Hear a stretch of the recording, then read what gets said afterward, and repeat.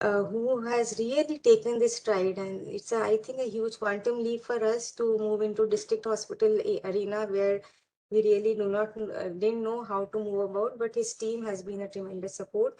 And we have Dr. Sanjeev Lalwani, who is the medical superintendent of AIMS, and he'll be representing Professor Srinivas, director of AIMS, since he is the director is out of Delhi. So with that, I request Dr. Kamini Walia to give her opening remarks from the side of ICMR.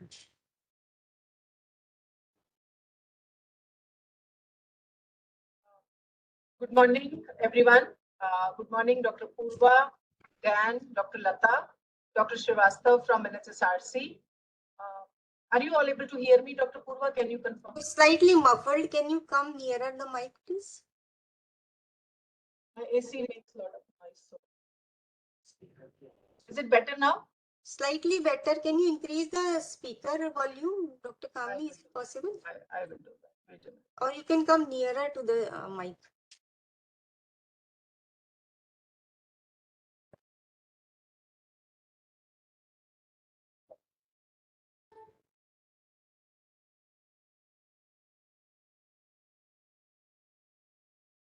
Yeah. Is it better now? Yes, yes. Okay. Thank you. So, good morning, everyone. It is indeed very heartening to see so many participants for this workshop. And once again, I would like to congratulate Dr. Purva and her team for taking up such a big task on themselves for inviting everyone to this workshop. As most of you are microbiologists, many of you are also joining from district hospitals, and you would know that how important the area of antimicrobial resistance has become over a period of time because of the increasing levels of resistance. We are seeing very high burden, morbidity, as well as mortality related to AMR in our hospitals. Uh, as we improve the data collection, we understand, the enormity of the problem, and one of the most important steps, especially for the hospital, is to reduce the infections related to which are acquired in the hospital or the nosocomial infections. Because the more the number of infections in a hospital, more likely it is that the doctors will prescribe 2, 3, or 4 antimicrobials to the patients because no doctor wants to lose a patient. So that's why if we really want to rationalize the antimicrobial use, we must first reduce the opportunities which warrant antibiotic usage through infection control by improving diagnosis through microbiology labs. So that's why all those who are participating here today, their role becomes very, very important with respect to their hospitals. So there are participants from district hospital and the tertiary care hospitals.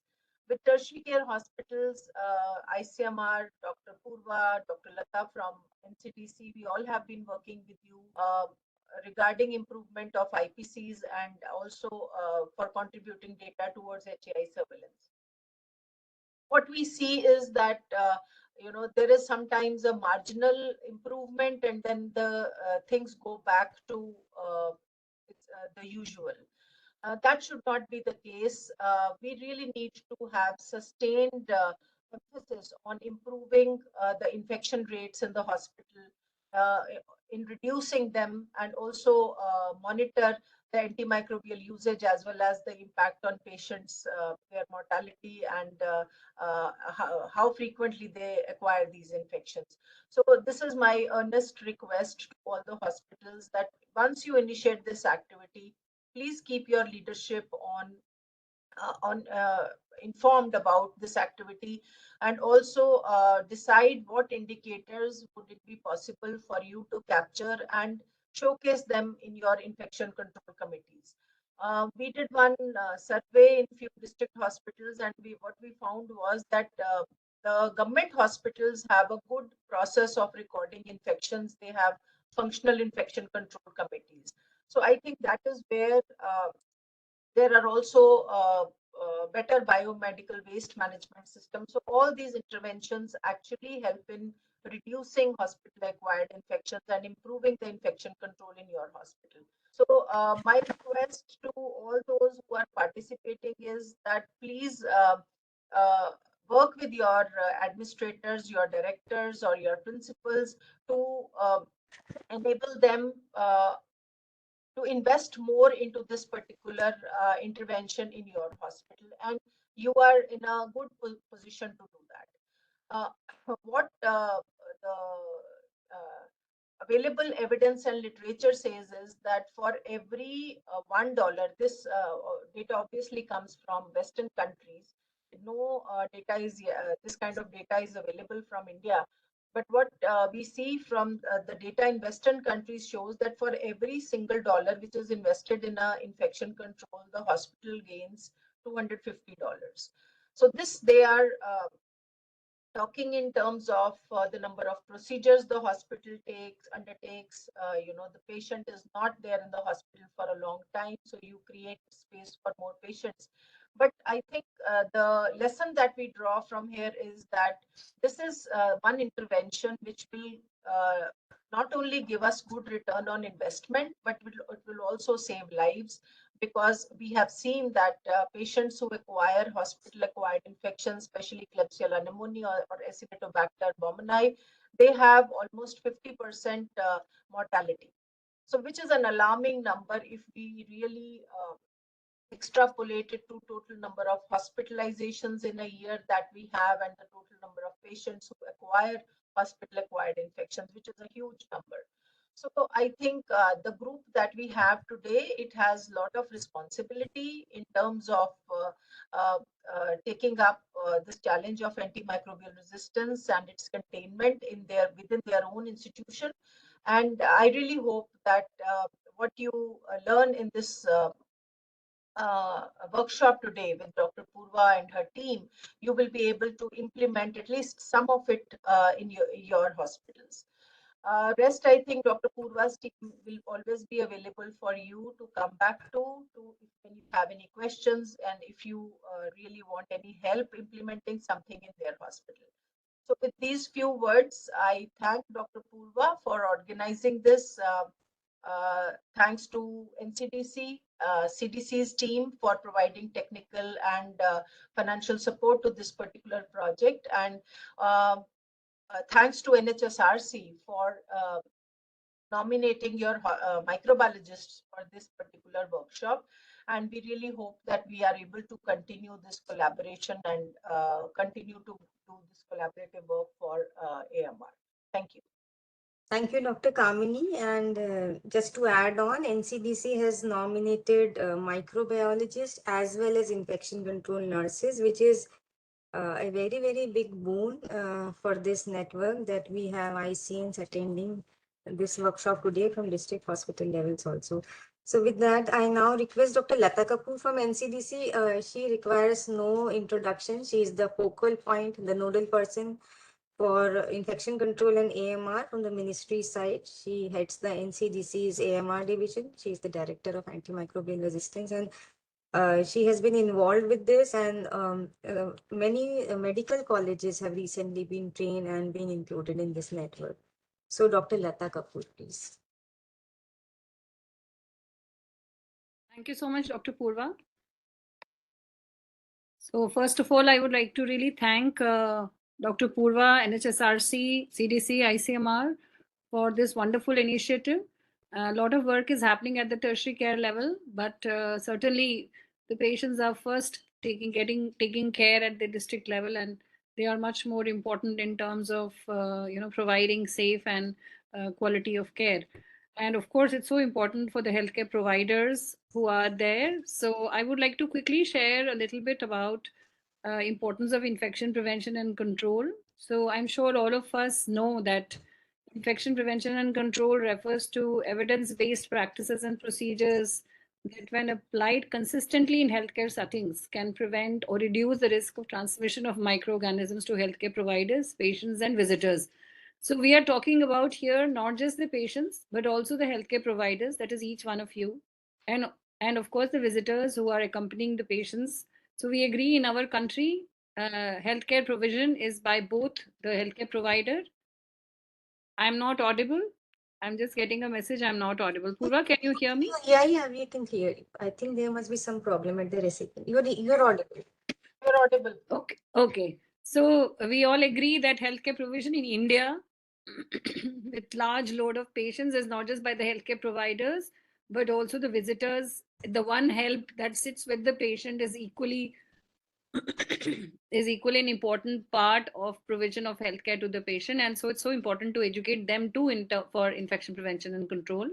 And I personally feel infection control nurses or the nurses in the ward are very, very important in explaining to the patient's relative who's there for the patient how what is infection prevention and control. So infection prevention and control affects all aspects of healthcare, including hand hygiene, surgical site infections, injection safety, AMR, and how the emergencies are managed in the institution or hospital or a healthcare facility.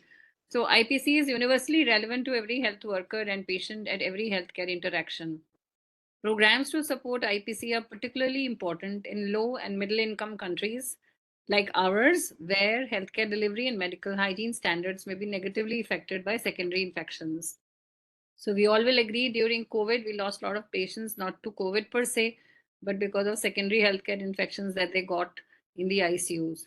So IPC is also a very important pillar of containment of AMR. So healthcare facilities are high risk environments for development and spread of drug resistance and frequently have the highest burden of multi-drug resistant organisms.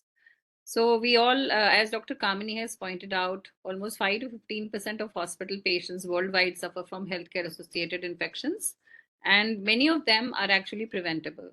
So IPC measures and practices reduce the opportunities for resistant pathogens to spread in healthcare facilities and thus majorly contribute to containment of AMR.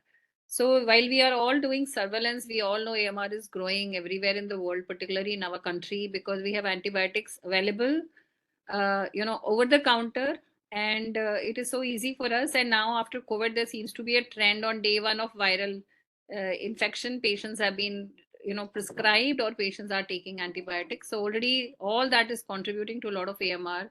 So it's very important that the hospitals, which have always been the hub of emergence of AMR due to so much use of antibiotics, at least they can start working on prevention of transmission of infection within patients.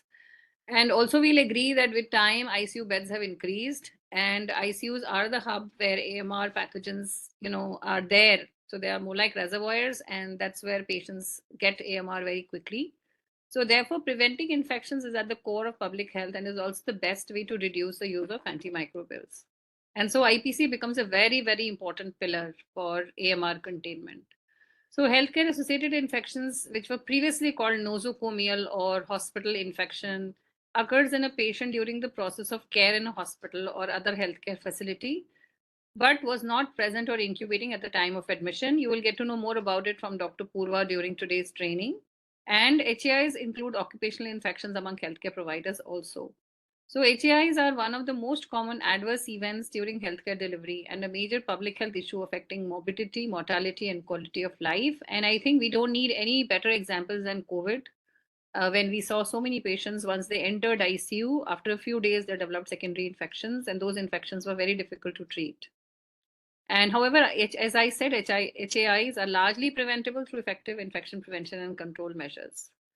So surveillance of HAI is very important to assess the burden of HAIs, monitor trends, and develop evidence-based policies to improve and implement infection prevention and control practices. So we all know standard precautions, but it is so challenging. Most of us, if we reflect every day evening after we go back from the hospital or the healthcare facility where we are working, how much of standard precautions are we able to apply? So many times we feel that the resources are not adequate. But my request to you is that each moment, we have this option to think whether resources are not adequate and get stuck with that, or what resources I have and how can I use them the best. And of course, as Dr. Kamini said, to work with policymakers in your institution again and again, and sharing with them how important additional resources that you require are. But at the same time, in the absence of those resources, there will still be many things which we can do. So which we should take back from today's training. So hand hygiene, this, for example, hand hygiene is simplest cost-effective intervention for preventing the spread of infections, not only in healthcare facilities, but also in the community. So effective IPC requires constant action at all levels of the health system, including at the policymakers, as shared by Dr. Kamini, facility managers, health workers, and those who access health services, that is our patients and even visitors who accompany them. So, Ministry of Health released the national guidelines for infection prevention and control in healthcare facilities in January 2020, which are to act as a guide for all healthcare facilities in the country to establish localized facility level guidelines and SOPs on IPC to provide safer healthcare services. You will find it both on the ministry website as well as on the NCDC website. So, these guidelines have also been translated into training modules, and training of trainers have been conducted in 31 states. The states have been encouraged to cascade these trainings within the states for all tertiary and secondary care hospitals. So, once again, I would like to share for all the participants that please, at the end of the training, please carry back at least some action points which you would like to apply after this training. And yes, some of them you may have to take up with your management, but there are many which you will be able to do and also motivate others around you, other healthcare providers. It could be your nurse, it could be your co-nurse, it could be patients, their relatives. You could make job aids put in the local language on the wall for the patients to read, patients relatives to read, simple hygiene practices. And or like I feel when I was an intern, when I was doing my MBBS, I remember talking to the person who would clean the toilets of the wards and telling that person how important it was to keep them clean and clean them multiple times because there was so much patient load for that toilet. So I feel very small things also we can do. There are many which are in our control. There are many which are not, but which are not, we can take it up with the management. So that's so I once again want to congratulate NHSRC and AIMS for this initiative and request all the participants for their good, kind, complete attendance and all the very best. Thank you so much.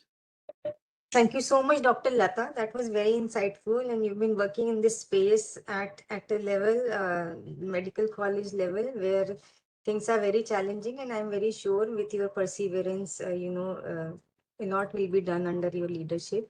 The Niti Aayog actually released its report on district hospitals, and when I was going through it in the last couple of days, I was really happily surprised to see that a lot of district hospitals are doing excellent work in terms of hygiene, sanitation, infection control.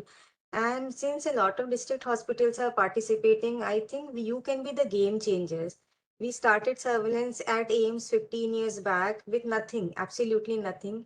And as we started showing our work and the effect of that, we started getting support from the AIMS administration. So I really agree with Dr. Lata that you take back something, start implementing, and you can be the game changers in your district hospital. So thank you again, Dr. Lata. Now I request Dr. Jayan Srivastav from NHSRC, who has been really pivotal and he's been leading from front. We started this discussion to start surveillance, infection control, antimicrobial stewardship, and AMR program at the district hospital with support from Dr. Kamni, who initiated this discussion. And the NHSRC has been very proactive, very eager to start this AMR, IPC, and AMSP and the district hospital. So thank you so much, Dr. Srivastav and the entire NHSRC team. Also for arranging this last minute WebEx link, which we were having problem yesterday with the Eco platform. So I now request Dr. Srivastav to say something from the NHSRC system. Dr. Srivastav, please. Thank you very much, Professor Purva Mathur, for kind words for all of us. And I still recall that when you, accompanied by Dr. Kamni Walia, visited us 3-4 months back, and we really were struggling. So in fact, today we have got, it is very heartening to see around 550 odd participants which are already logged in. And I extend a very warm welcome, more so, I mean, our people who are coming from the district hospitals Even I could see in the chat box, there are certain people who are coming from the CHCs, PHCs. So it shows their, in fact, commitment and kind of willingness which they want to work on. Now we are privileged to have Professor Lalwani, also Dr. Lata Kapoor, Dr. Meghna Desai, and Dr. Daniel, and your department from AIMS, and also our NHRC team. Particularly, I want to mention name of Dr. Deepika Sharma, who has been, in fact, on behalf of the team, has been leading these efforts. So extremely grateful. I mean, yesterday I was told that a couple of my district hospital functionaries expressed certain concerns pertaining to the HR, pertaining to the certain challenges, identification of the infection control nurse, and related things. See, the point is that all of us have the challenges. There is a HR challenge, there are operational challenges, but let me assure everyone around that there is no challenge pertaining to the resource as of now. And as mentioned by, the previous three very eminent personalities are the experts of the field, that let's try to identify that what are the things which are doable and what are the things which are not doable. And in that context, though, while we are continuously engaging with the, in fact, the primary care and the secondary care facilities, our request to experts, because I may now not get an opportunity to talk to you directly in this collective forum, like today we have got the medical colleges and worldwide experts and everybody around, that for, say, in the primary healthcare setup, in a limited, say, secondary care, where there are community health centers, FRUs, where limited, limited surgeries also take place, and the kind of structure, supposed structure is still getting developed, whether in the form of IPHL, Indian Public Health Lab, which are coming up at the district hospital level, also having the full complement of the microbiologist, and at the block public health labs are coming up. Can we also look at an appropriate time the clinical definitions or the case definitions which are relevant? And obviously, I'm trying to request that it should be validated in some way or other, which will support us, because we do realize that importance of microbiologists being there should be there in the ideal scenario, but we have the challenges. So how can we work it out? That is the one request which especially we have got to make, because under national quality assurance standards, which are accredited SQA, globally accredited standards, even few of you, a large number of you would know the Kayakalp also program initiative, whether the AIMS or other institutions or say primary health centers, they are covered under Kayakalp. Like we have kept certain definitions, certain checkpoints, and our assessors also, even at the national level, at the state level, they go, they validate, they verify. And having the robustness of the system was amply demonstrated during the COVID time. But still, I feel that if we can relook at the certain clinical definitions to make it much more simpler, that would go a long way. And thing.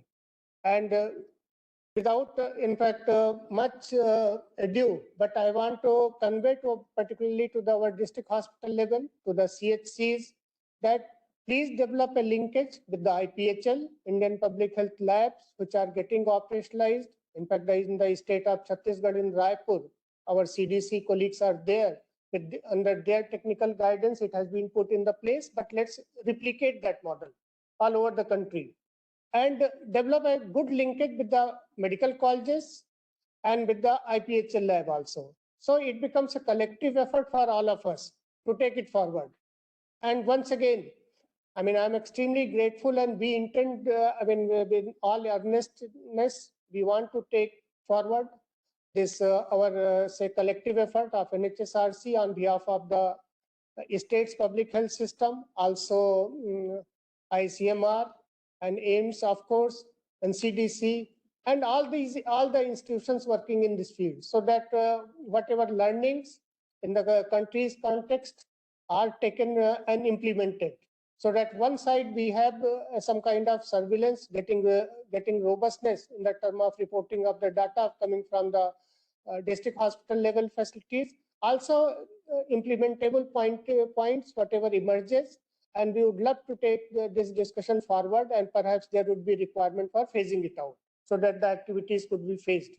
And once again, thank you very much, Professor Purva Mathur, Dr. Kamni, and for having invited us and having, in fact, reached out to us to, I mean, in the larger context of strengthening the health system as such in the country. Thank you very much.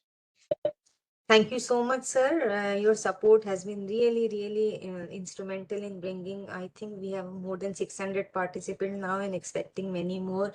Thank you, Dr. Deepika, and your entire team for really making this happen. I now request Dr. Meghna Desai, Country Director of CBC, so CBC has been coordinating and funding this program since 2015, making definition, helping in making definitions which are India specific. As sir, you rightly said, these definitions have to be country specific and maybe, made even simpler for district hospitals, and they have to be doable. So CDC has been instrumental in making those definitions which can be applied to India, and their support has been tremendous during the last 6 years.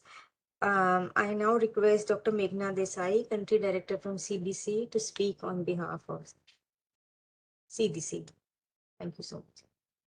Thank you, Dr. Purva, and also Dr. Kamini, Dr. Srivastava, Dr. Lata, and all my colleagues from AIMS, ICMR, NCDC, and also from the states and districts, and obviously Dr. Dan and Balan as well from my team. So I think, I will not go into the rationale or why do we need to be doing hospital-acquired infection surveillance, because I think that has been very well covered by those who spoke just before me as well. And I think that everyone who's, if you've joined this workshop, then hopefully you already recognize the importance of that. So I think just, to speak very quickly to why does CDC really think that this is really important? And I think one of our core missions in India, and perhaps for some of you, this is the first time, you are hearing of why we work or we are part of this collaboration. So it's really to strengthen institutional capacity and sustainable systems for disease prevention, preparedness, and response to public health threats. And we do so, as you just heard, through not just financial assistance, but particularly more direct technical assistance and peer-to-peer collaboration. And so actually over the last 1.5 decades or so, we have been working to strengthen what we call different aspects, core pillars of global health security efforts. And that, I think, relevant, at least the ones that are relevant to this audience, include lab system strengthening to enhance capacity to detect pathogens with outbreak potential. And in fact, currently, we are working with NHM and NHSRC, as well as NCDC and ICMR, to create a national tiered lab network for this purpose. And this includes 3,000 block public health units, as well as 730 integrated public health units or labs. So I think district public health labs, rather. And so I think that that's really, that collaboration has been very important, and I think it will be really part of what hopefully will be bearing fruit as part of this HAI surveillance strengthening effort as well. We've also on the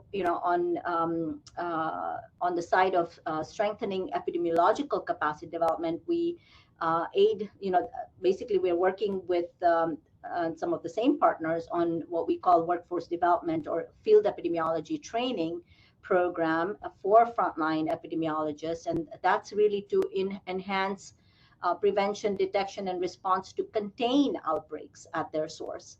And again, India recently in February launched its One India FETP roadmap, which was released by the Minister of State herself in Varanasi. And in that, there is actually a plan for a scale up for training of field epidemiologists at the district level through collaboration with state NHMs and others. So, I think, again, that also includes the collaboration, not just with NCDC and ICMR, but also with NHM. And so I think that, leads me to the hospital-acquired infection surveillance strengthening work that we've been doing. And we've been so grateful for the collaboration with AIMS, ICMR, NCDC, and now to include NHS, SRC. I think it's really great to see this growth of the network, and also to include all of the 500 district hospitals that are present, or 550, I think is what I heard,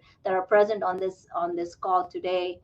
I think we hope that, my hope is that we, have all of these collaborative efforts to build sustainable HAI surveillance systems, infection prevention control, as well as antibiotic stewardship, and that will all contribute towards development of a national action plan for AMR and ultimately for health security at large. So I really just want to wish you all great success for this workshop today, and really thank you all for the collaboration and bringing all of these pieces together. And thanks, Dr. Purva, for the invite to join this morning. Thank you. Thank you, Dr. Meghna. Thank you always for your support and the support that CDC team brings. Thank you, Dan and Valan, who've been really with us and helping us through this entire journey. And now I request Professor Sanjeev Lalwani, who is the Medical Superintendent of AIMS, to speak on behalf of All India Institute of Medical Sciences. Professor Srinivas, who is the director of AIMS, is not in Delhi, so he had expressed his regret, but he has nominated Dr. Lalwani. So I request, first of all, I'm really very grateful to All India Institute of Medical Sciences, New Delhi, for really supporting this network. We actually started from scratch. I remember in 2015, we really started from nowhere, and today we are sitting here with around 1,000 participants from more than 500 hospitals. So I request Dr. Sanjeev Lalwani to deliver the inaugural address, please. Good morning, everyone. I welcome all the participants who are from different institutions, starting from a medical institution, medical colleges, as well as from district hospitals. I'm really happy to know that this is the 12th workshop which has been organized by the team of Dr. Purva Mathur, representative Dr. Lata, Dr. Jain Srivastav, Dr. Meghna, Dr. Kamini from ICMR, which is on the topic that is surveillance of healthcare associated infections. Again and again, previous speakers have already emphasized the importance of this topic. And again, I say that whenever we have some discussion on hospital-acquired infections or any other area where we see that we can explore the collaboration or cooperation, this is one of the area which is always in limelight. I have attended so many delegations in last 8 years or so, and everywhere this antimicrobial resistance, hospital-acquired infections, they are the common topic are discussed, and various institutions are exploring collaboration in this particular topic. I'm happy to know that since 2015, when this project was started at AIMS New Delhi, this has made significant progress till date. It has expanded from earlier 5 medical institutions to now more than 100 hospitals across India, and now even we are expanding our scope involving the district hospitals as well. I really see that we have to go beyond the district hospitals as well, since antibiotic use starts from the primary healthcare center as well. And there is a lot of scope of improvement as far as use of antimicrobial drugs are concerned at primary healthcare. So things start from PSC. In case we can go up to that route primary healthcare route level. That will be really a great achievement for all of us, that we are providing them with some policy how to use antibiotic, in what circumstances it is to be used, and which antibiotic is to be used in different settings. So that is one concern which we have to see. And again, earlier speakers have already said that small things can make a big change. That hand wash, hand hygiene, uh, sanitation, washroom cleanings in hospital setting can bring a major change as far as healthcare associated infection control practices are concerned. I again congratulate the ICMR, AIMS, CDC, NCDC, and NHSRC for taking this initiative in conducting this workshop for the people who are working at district level. I assure you that AIMS will be continuously providing support in this activity by all possible means, and whatever way we can achieve the success in reducing this hospital required associated infection. We have to work continuously to achieve that goal. And again, uh, participation of every person who is working in healthcare setting is important. So we keep on doing that sort of a workshop training and disseminate information which is available at a higher institution to the district hospitals and even up to the primary health center level. So with these words, I again congratulate the team and extend a warm welcome to all the participants. I hope you will be having a great learning experience, and whatever you learned today, you are able to practice it in your clinical practice while working in hospital settings. And also, I request all of you to pass on that sort of a knowledge or information which you are getting today to the other healthcare workers which are not part of the today's workshop, but you are in touch with them. And as a part of training, also you can use that sort of a knowledge for training the other healthcare worker. So this is a great workshop. I hope that everybody will be having a great learning experience today. Once again, I welcome you all. And these words, I again extend my sincere thanks to Dr. Purva and team for giving me this opportunity to be part of this workshop. Thank you very much. Thank you so much, Dr. Lalwani. And once again, I thank the AIMS administration and everybody at AIMS and Trauma Center, Professor Malhotra, who could not join today, for their tremendous support. I really would like to thank Dr. Kamini Walia once again from ICMR for making this network run through. We started with ICMR, CMR network, and we have built upon that. Dr. Lata Kapoor from NCDC, Dr. Madhumita and her entire team, Dr. J.N. Srivastava from NHSRC, Dr. Deepika, Dr. Ranjit and the entire NHSRC team, Dr. Meghna Desai from CDC, Dr. Daniel Vanderende and Dr. Valan, and also their predecessors who really laid foundation for this. So thanks a lot to the entire CDC team. And of course, my entire team at AIMS. I really can't thank enough my team at AIMS who have been really working tirelessly since the last 7 years to make things happen and to bring us to this point. So thank you all for this attending, and of course all the participants and the participating institutions. So I would really like to thank the phase 1 centers who have laid the ground, and I would really like that slowly they take on the mantle of regional mentors, because as you can see, we're now moving towards district hospital levels. So a couple of sites who have been working in this space for the last 5 years through this AIMS ICMR CDC project, we would really like you to take on the role of regional leaders, because we will require regional leaders to support district hospitals at your own state. So this workshop is open for all the existing sites, even sites who've been working on HAS surveillance for the past 5 years. It's a refresher training for them. It's a new training for a couple of new voluntary sites, and of course the first training for district hospital.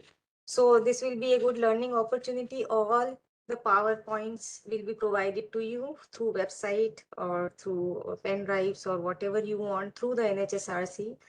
We will also be giving you some case studies which we would ask you to fill and send us back so that we understand whether you have understood or not.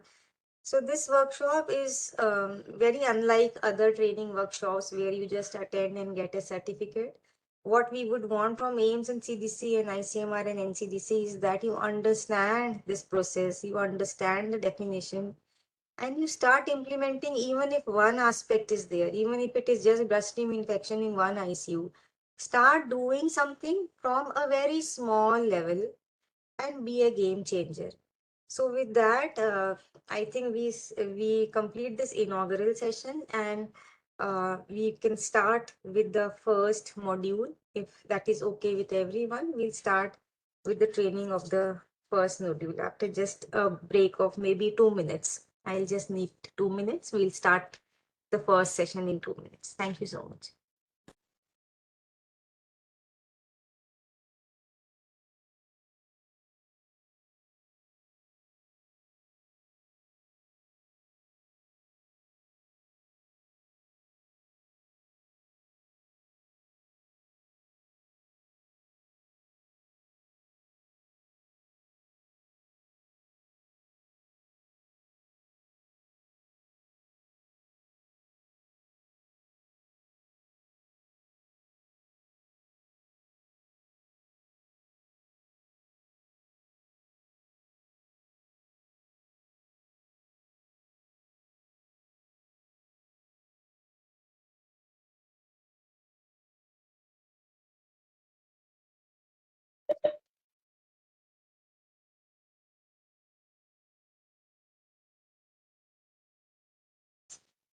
So, good morning once again.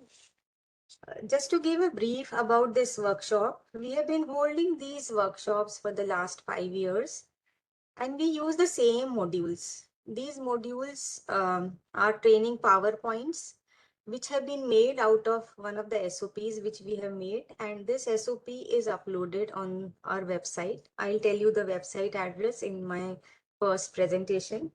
I request you all to please, after attending this workshop, please go through our website and download all the training PowerPoints, all the SOPs, all the case report forms, and the worksheets. We would really like you to understand the concepts in this workshop. So try and understand and imbibe what are the definitions and how you start surveillance in your ICU. So what we will be training you upon is a module which we are using in some 100 hospitals. These definitions have been made considering that India does not have that kind of infrastructure which is there in developed countries. So these definitions are easy to implement. We have seen this as we see the sites during site support visits. There might be some challenges in district hospitals where microbiology laboratory capacity is limited.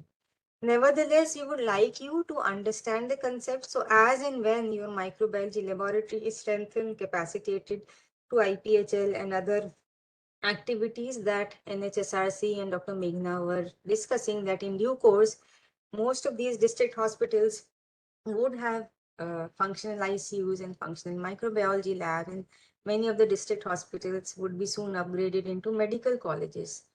So important thing which we would like you to do is understand the concept.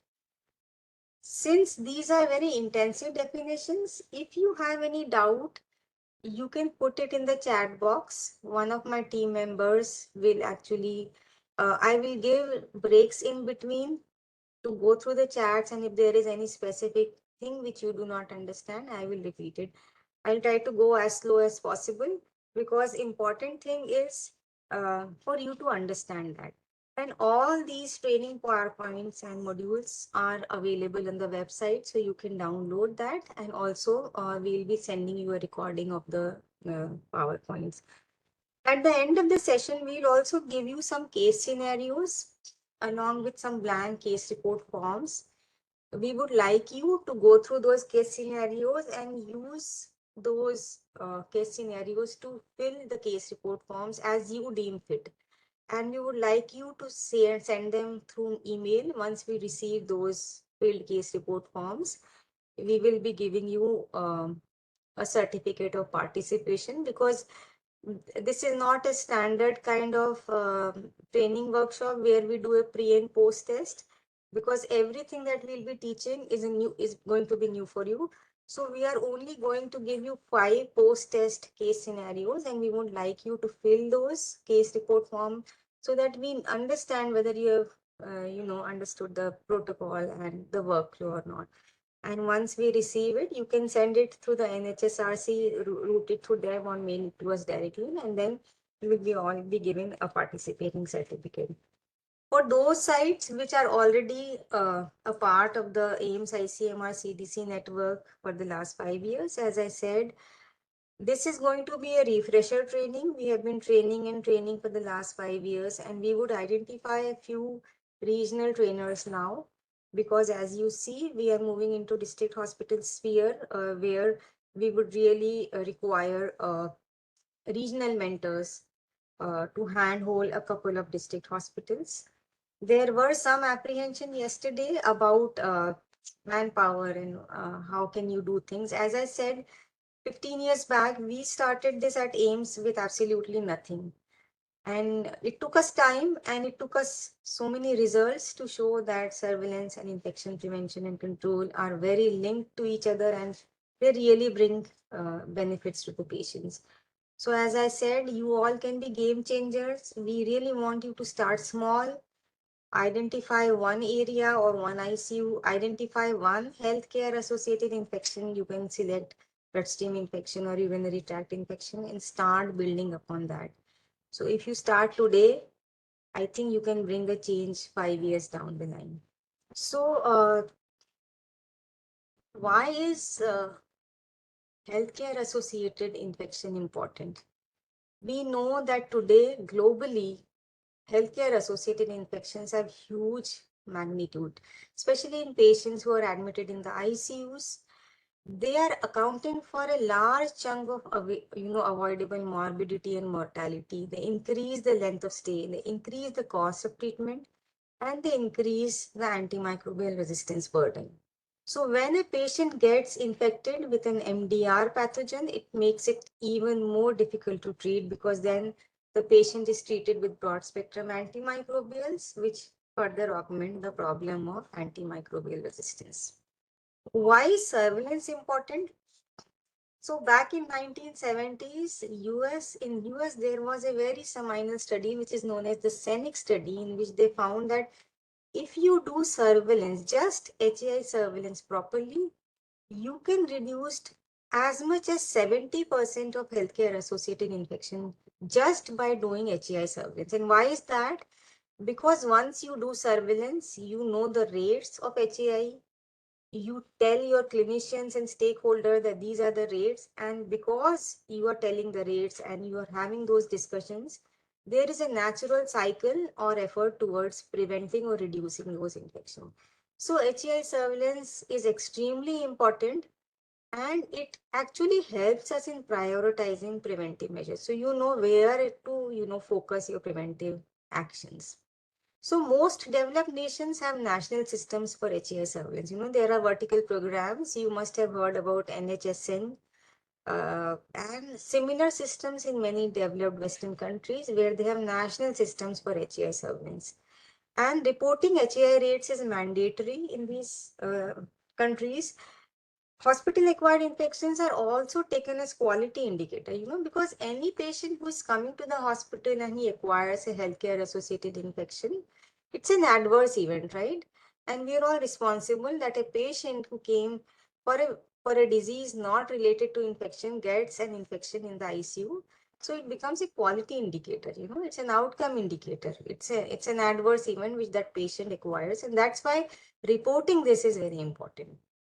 In India, there has been a lack of systematic surveillance of HAIs.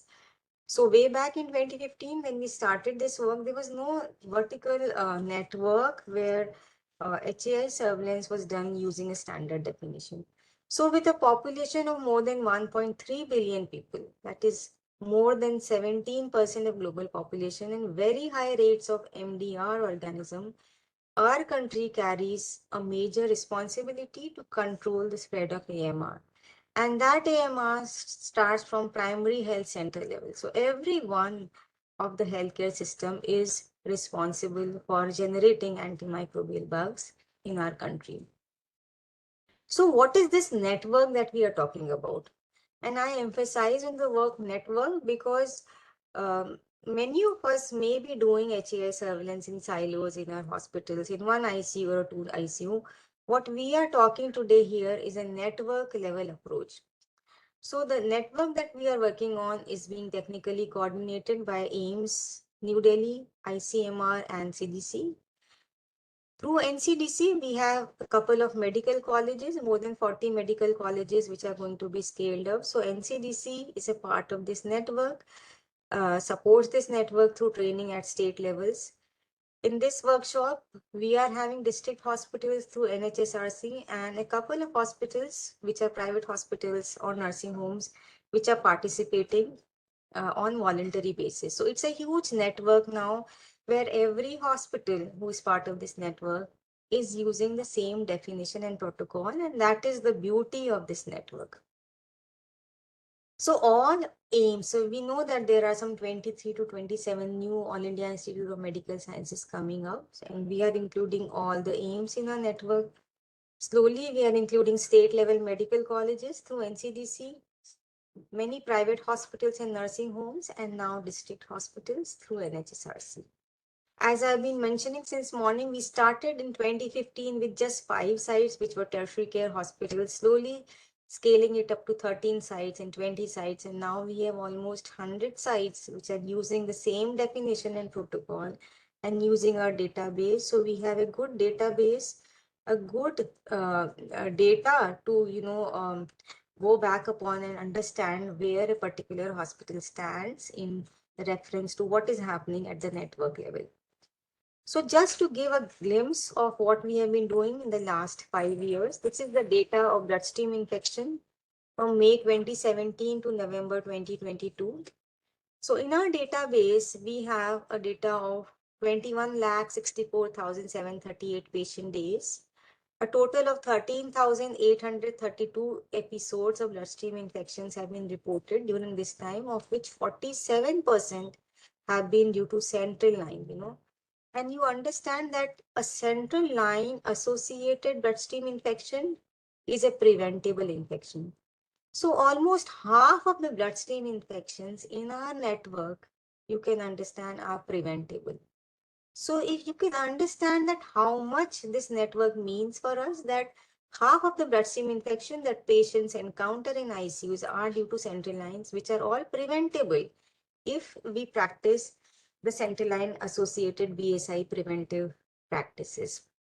So the total bloodstream infection rate in our network is 6.3 per 1,000 patient days, and the central line associated BSI rate is 9.3 per 1,000 central line days.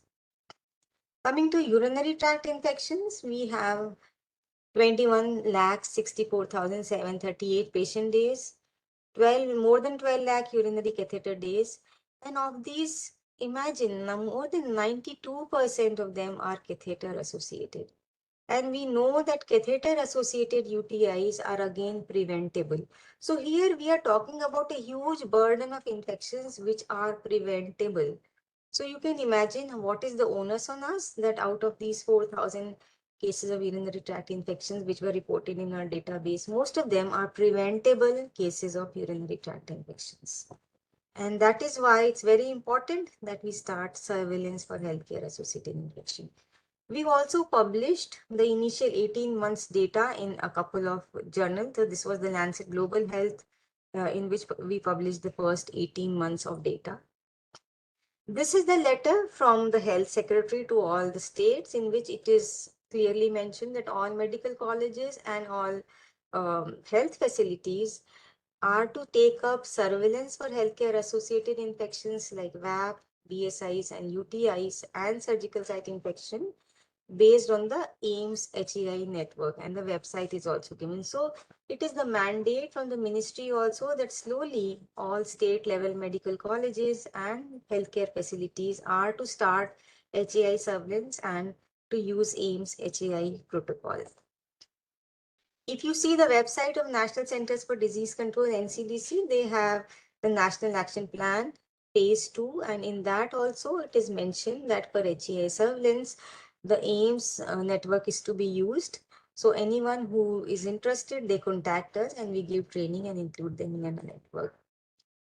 Dr. Srivastava was mentioning about the Kayakalp program, and this Kayakalp program actually awards facilities even at district hospital levels for various indicators, and these are very, very clearly laid down indicators. And if you see, a lot of emphasis is given to healthcare associated infections. So this is the chapter 2 of awards criteria, and it talks about sanitation, waste management, infection control, support services, and hygiene promotion.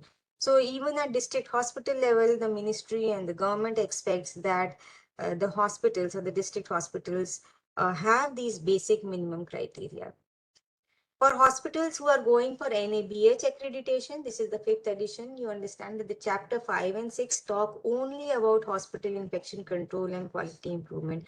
So if any hospital has to undergo or has to receive NABH accreditation, they must do HAI surveillance, and the HAI surveillance is what we are talking about in these 2 days of workshop. This is the Niti Aayog report of district hospital, which has been published for all the district hospitals. And if you see the indicators, even for ranking district hospital, they have the Kayakalp score. This Kayakalp score itself has a lot of infection control component and also certain other components which talks about surgical site infection. So even Niti Aayog requires that slowly district hospital should gear up for reporting, conducting and reporting HAI surveillance. I took this picture from the Niti Aayog report itself. This is a district hospital laboratory from Tamil Nadu, and this has been graded as one of the best laboratories. So they have graded these district hospitals according to various criteria, and I took this picture from the Niti Aayog report. So what are the advantages for this network? You will all be a part of a large network. You will receive continuous trainings. And if you start doing surveillance and reporting and feedback, this will help you in understanding where your own hospital stands with reference to whatever is being done by the other hospitals in India. You will get infection prevention and control tools. So if you go to our website, you will find that there are many PowerPoints and videos on prevention of healthcare associated infection. We know that in ICUs, more than 95% of healthcare associated infections are device associated or they are surgical site infections. So if you have good IPC practices, you can almost prevent more than 90% of healthcare associated infections. And that is the onus that we all carry. Infection prevention starts with quality assured, local, standardized, standard and sustained surveillance data. So because if you ask yourself that I want to do infection control, the first question is, what are your rates? Where do you stand today? Unless you know that my rate of bloodstream infection is this, my UTI rate is this, how will you know whether your infection prevention control activity is going to be beneficial? Is it reducing the rate? Is it making no effort? Or is there something you want to change? And that is why you really need to have data. Everything that you do needs to be backed by proper data. Of course, it helps in accreditations and Kayakalp and things like that, but for your own sake, you need a proper surveillance. So this is what I was talking about. This is the WHO's multimodal strategy. So if you are preparing for action, any action, which for us is reduction of healthcare associated infection, you have to do baseline assessment. So Dr. Rasna yesterday talked about baseline assessment of infection prevention and control, which we encourage all of you to do. Developing and executing an action plan, which is what we are going to do today and tomorrow, that you have the HAI surveillance module, you start executing that HAI surveillance in maybe 1 or 2 ICU, evaluate the impact. So once you have the rate, you know what to do and you implement the infection prevention and control activities, maybe to reduce bloodstream infection or urinary tract infection, and evaluate the impact and then sustain the program. So sustenance is something where a lot of support from ICMR, NCDC and NHSRC would be needed, that how to sustain this activity at the local level. So about this training, this workshop will describe the methods used in conducting HAI surveillance in ICU. So mind you, it is ICU surveillance. So district hospitals which have functioning ICUs can start identifying, and they can start slow and start this activity once they are trained. All hospitals in this network are adhering to the standard surveillance case definitions and data collection and reporting procedures to ensure that the data is comparable across network. So this is our website. I strongly encourage you that please go to this website, which is www.haisindia.com. These PowerPoints are available on the website, but it's important that you please write down this website, www.haisindia.com, and the email ID, which is haisindiaames@gmail.com. I think the spelling of AIMS, it should be AIIMS. So I stand corrected. This is haisindiaames@gmail.com. You can write to us with any query. So I strongly encourage you to please go to this website and see this website, and you can download all the PowerPoints. So what are the materials provided on this website? You have the SOPs, the HAI surveillance SOPs. You have the baseline assessment tools. You have the case report forms. You also have the SOPs for the database. So I'll go through the modules and I'll tell you that we have a database, a server and a database where all the data entry is done by sites on that database, that software. And all sites can see their rates, they can see their trends. So that SOP is also there on the website. And we have the SOP for the surgical site infections also. So that is about the background for this workshop, and I'll start with the first module. I request you all to please keep a set of papers and pen, because for this workshop there are 5 definitions which, if you are clear about at the end of this day, you can do surveillance. I can assure you that if you are really clear about these 5 definitions, you can really work around and start your HAI surveillance even at district hospital level. But please keep a paper and pen so that when I discuss a case with you, you can write down and you can work around what are those definitions.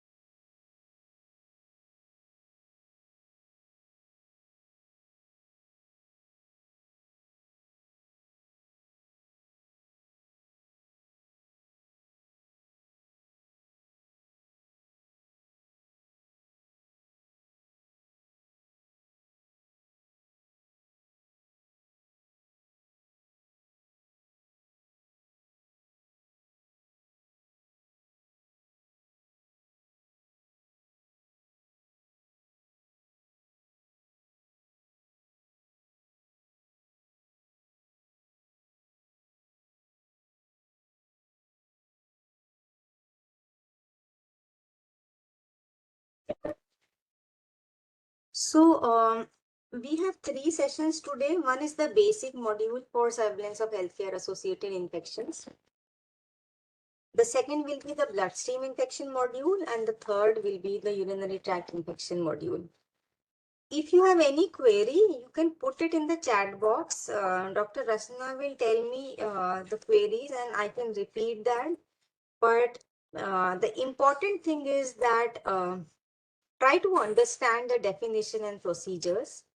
If you really understand the definitions, case definitions and the procedures, as I said, you can start surveillance, but you need a lot of reiteration and going through the SOP. Is my audio not visible? I am not audible, because some of you are saying that the audio is not good. Pawan, are you on? I can hear you. So I'll start with the basic module first. What are the objectives of this first session? So at the end of this first session, you will be able to understand the purpose of surveillance of healthcare associated infections. So why are we doing that? We'll be able to describe key terms and case definitions which are used in HAI surveillance. So it's very important that all of you understand these key terms and case definition. You will be able to complete the bloodstream infection and the urinary tract infection case report forms and the denominator forms. You will also be able to conduct basic analysis of HAI surveillance data, because if you're starting HAI surveillance, you must also know how to interpret and analyze your data, and you will be able to understand the process for reporting the data to the network database. So tomorrow we will have a special session on the network, how to use the database and software, but you will understand the basics of that network, because ultimately it is from the hard copy that we actually enter the data on a database. So we would like you to understand the hard copy format first and then go on to the database. So the agenda will be to introduce you to the HAI surveillance, what are the roles and responsibilities, to introduce you to key terms. In the BSI surveillance module, we will tell you how to identify BSI, bloodstream infection, the case findings, how to capture the denominators, how to enter the case report forms, and how to do analysis of bloodstream infection. And similarly, in the UTI module, we will tell you how to do UTI case finding, denominators and case report form, and analysis of urinary tract infection data. So to start, what is surveillance? We have been talking about surveillance and surveillance and surveillance. What exactly is surveillance? So when we talk about surveillance in a public health aspect, theoretically, it is the ongoing systematic collection, analysis, and interpretation of health-related data, which is essential to planning, implementation, and evaluation of public health practice. So first of all, it's a public health issue, understand? Healthcare-associated infection is a public health problem. It has to be ongoing, it has to be systematic, it has to be analyzed, and it has to be interpreted. So everything in this definition is important, because once you do that, then you can plan and implement and evaluate the practices which are going to reduce the burden of healthcare associated infection. And that is what theoretically surveillance is.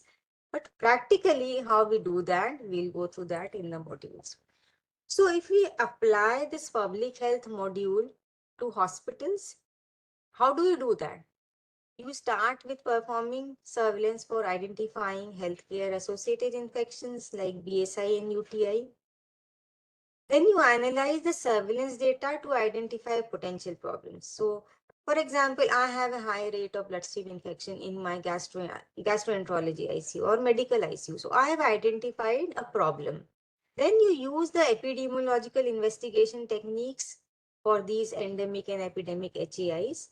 And once you know the problem, you implement interventions to protect the high risk population, which is in our work which we are doing, which is the ICU population. So first of all, perform surveillance, identify the problem, which is the rates. Do I have a high rate of bloodstream infection or UTI?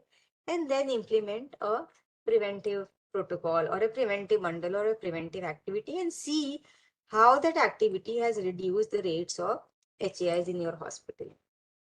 So when we talk about country-specific level and national health system, how can HAI surveillance help a national healthcare system?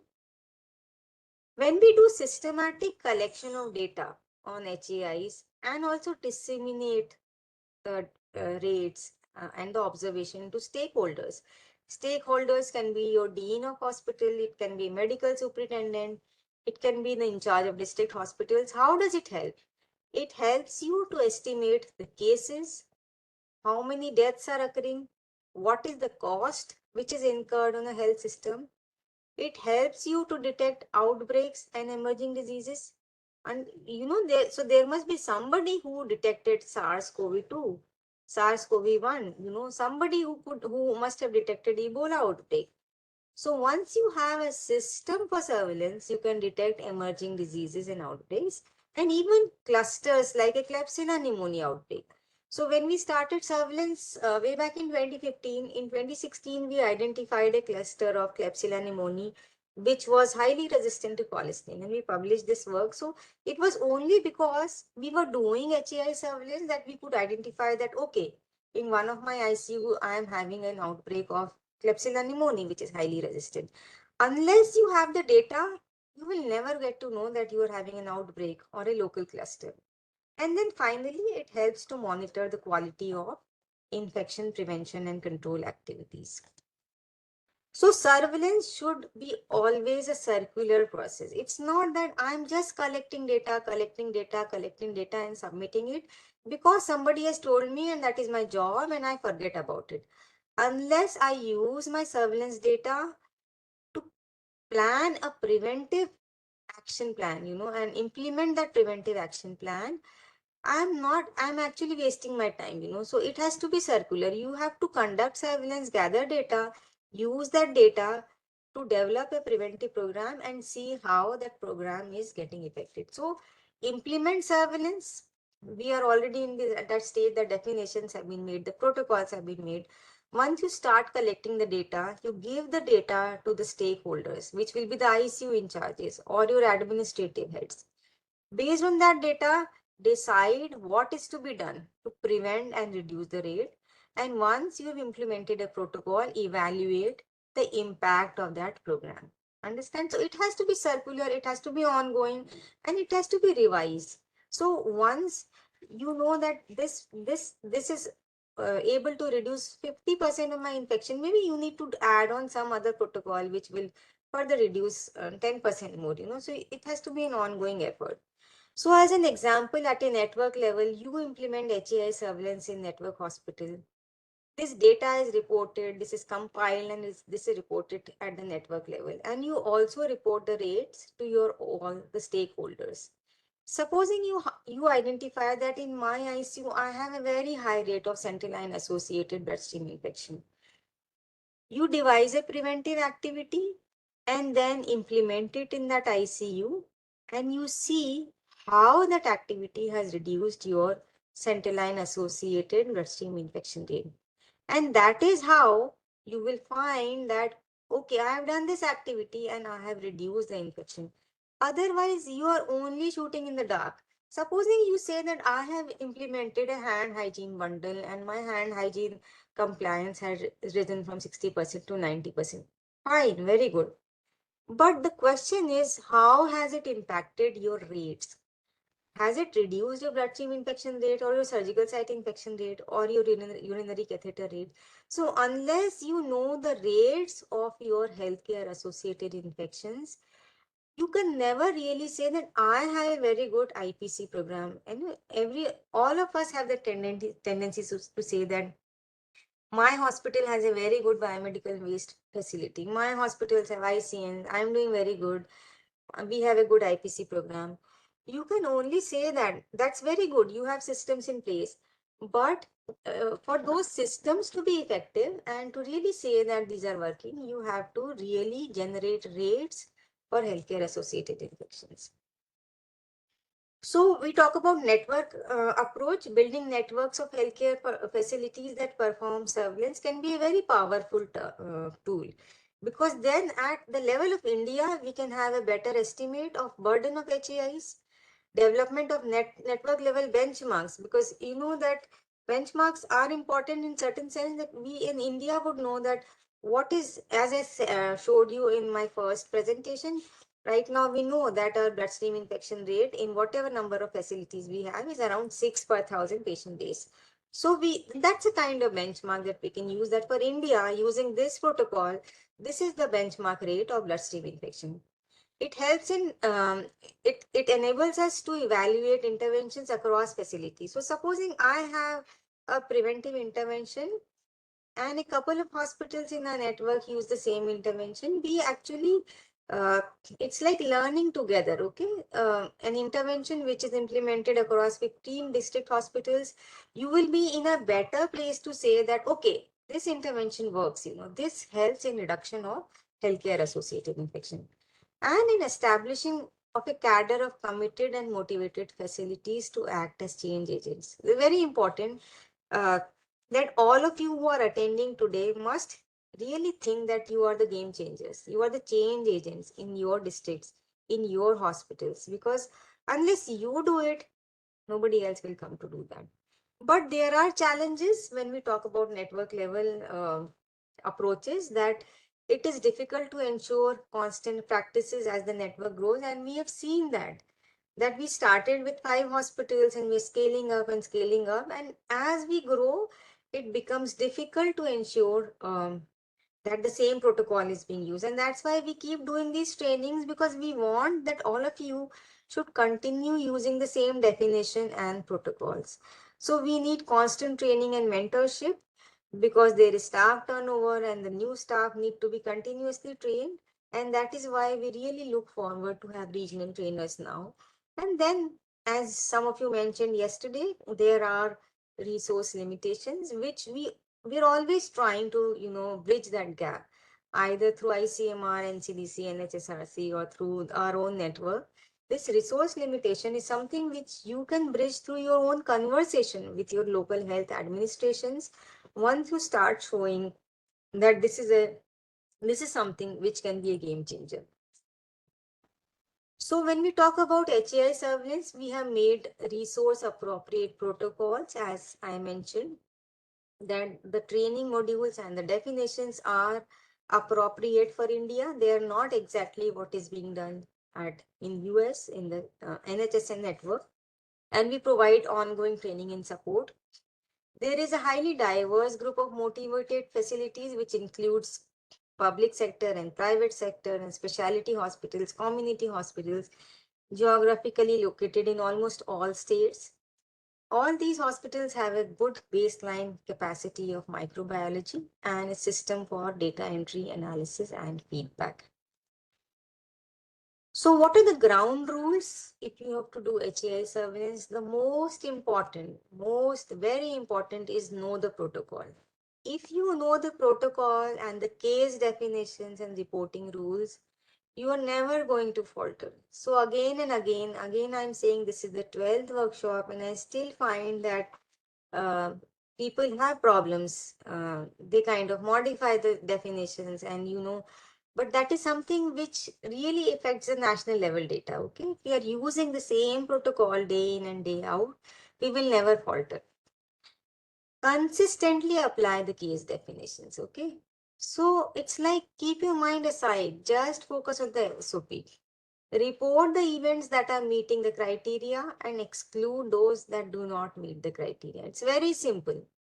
If you find that a case is meeting the case definition, you have to report that. Unless you do that, and if you don't do that, then you are generating poor quality data, and that data is not useful. So if you keep changing the definition as per your convenience, then you're never going to get good quality data or actionable data. Don't be afraid to ask questions. So you can reach out to us at any time for any case that you find that this is a gray area. I don't understand whether this case is to be included or not. You can always reach out to us and discuss concerns about the criteria and protocol with our team. Don't change things on your own. So even now, when we go for site support visits, we find that sometimes some of the sites, they change the definition because they don't think, probably, this is not fitting. This might not be actually BSI. So don't do that. Once you start doing that, you have the tendency, then your data will never be reproducible. Your data will keep changing month after month, and that is not a good data. Now, coming to the first very important point, that we talk about surveillance definition. How do these surveillance definition weigh against clinical diagnosis? You have to understand that these patients you are working on or you will be working on are in the ICU. And the ICUs are under clinicians, right? And there will be always a friction or a difference in opinion, that the clinician will say that this is not fitting into my definition, but you are including it.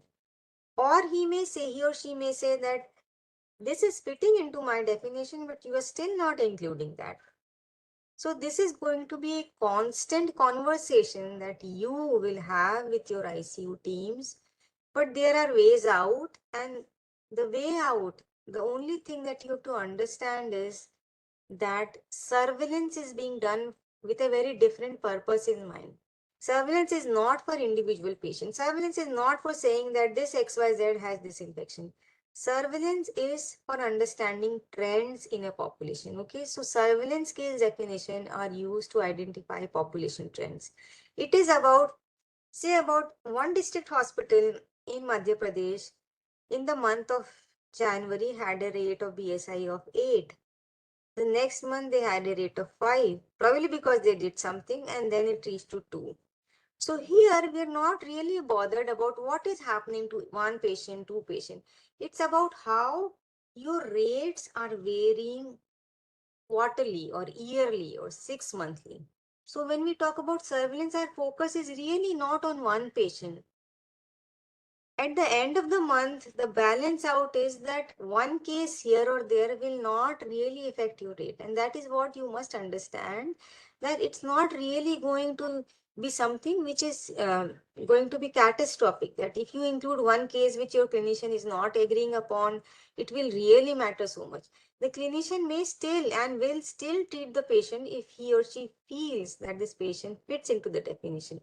But you will only include a case in your network database if it fits your surveillance definition. Okay, so clinical diagnoses are used to identify and treat patients at individual level. Okay, so each case, if it is a bloodstream infection that the clinician feels needs to be treated, well, fine, that clinician must treat that patient.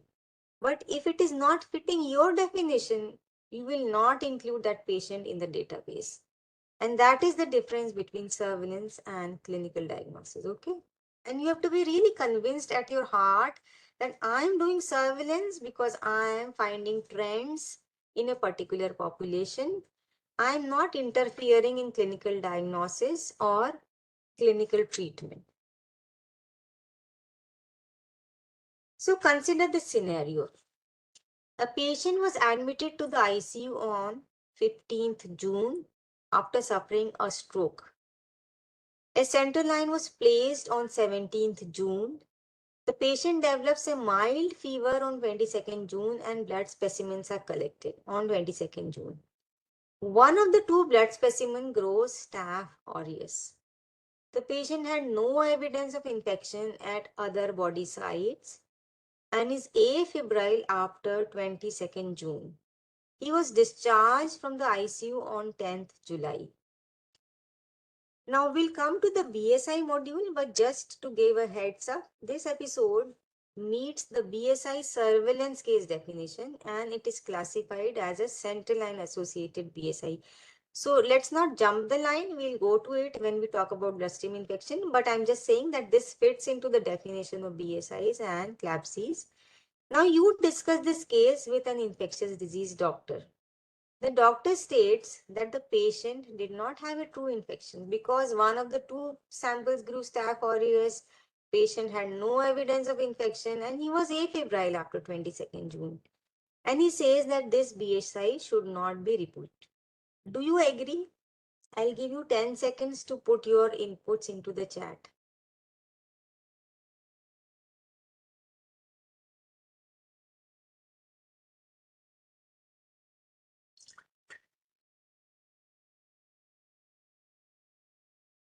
Okay, so most of you are saying no. So again, coming back to surveillance definition versus clinical diagnosis.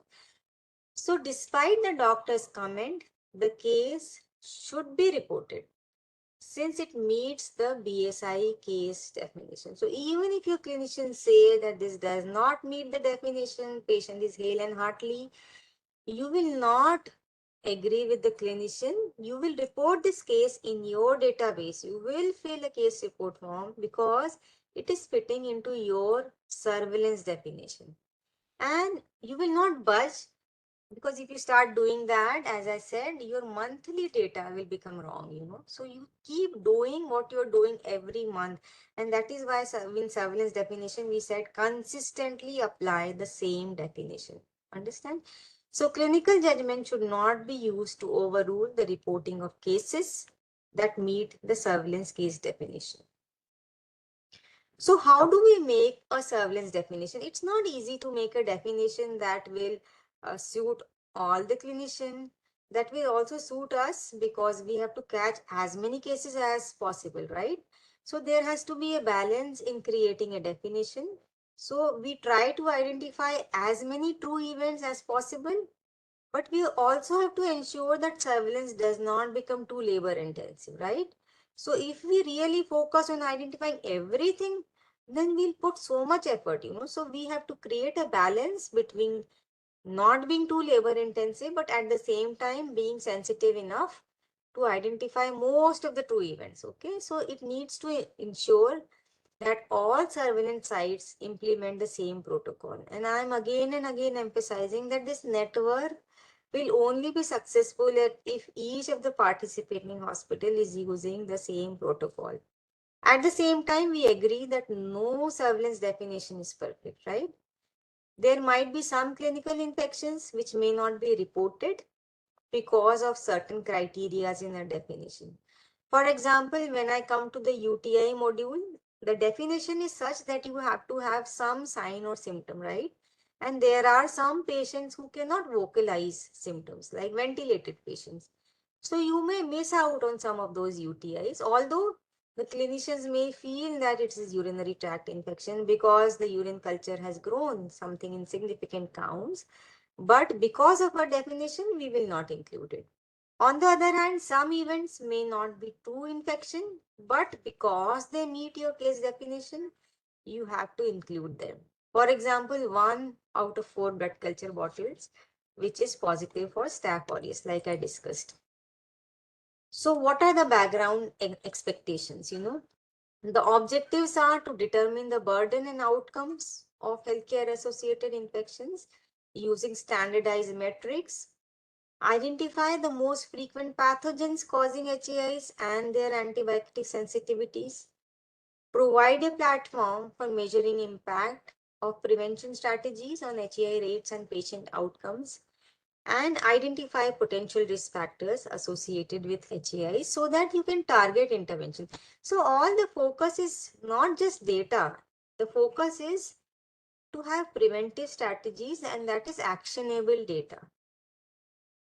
Again, so why do we need standardized surveillance? The surveillance protocol describes standard methodology and case definition to be used across all the network sites.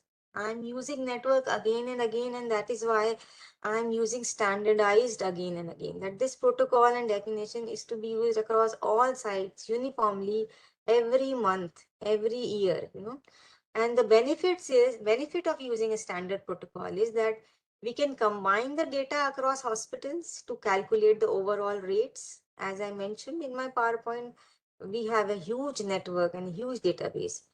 And then you can compare hospital-specific HAI rates. So if yours is a medical facility, you can compare your rates to a medical ICU. If I have a trauma ICU, I can compare the trauma ICU rates to another trauma facility. So that is the beauty of this network, that you can compare hospital-specific rates. And you can also compare rates within the same hospital across time. So if today or this year my rate in one of my ICU is 10, I'll compare what is the rate next year. So it is temporal also, that in a particular hospital you can have a 5-year trend that I did this. Did I reduce the rate of a particular healthcare associated infection? So it is also important that you or your team should review and refer to protocols when performing surveillance. So keep on reviewing. It's not that, okay, I have attended this training and now I know how to do that surveillance. No, it's not like that, because even after 15 years, our team faces problems in some of the cases where they find that it's not fitting, or, it needs to be discussed.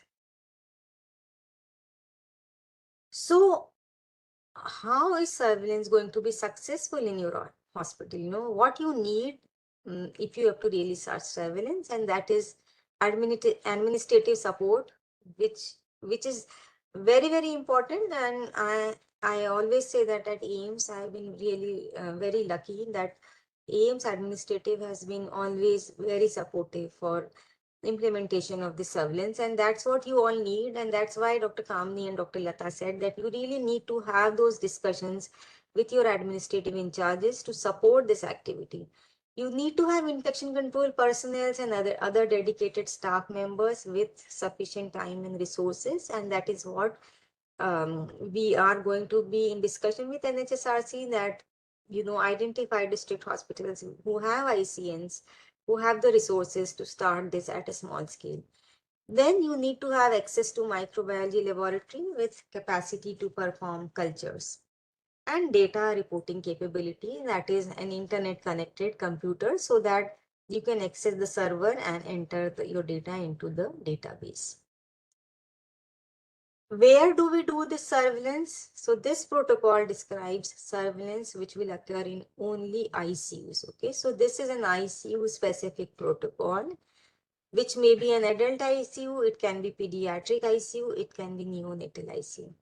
And why we focus on ICU is that in US also they started with hospital-wide surveillance, and they found that um, it is far too labor intensive and not so productive, because most of the infections actually ultimately occur in the ICU.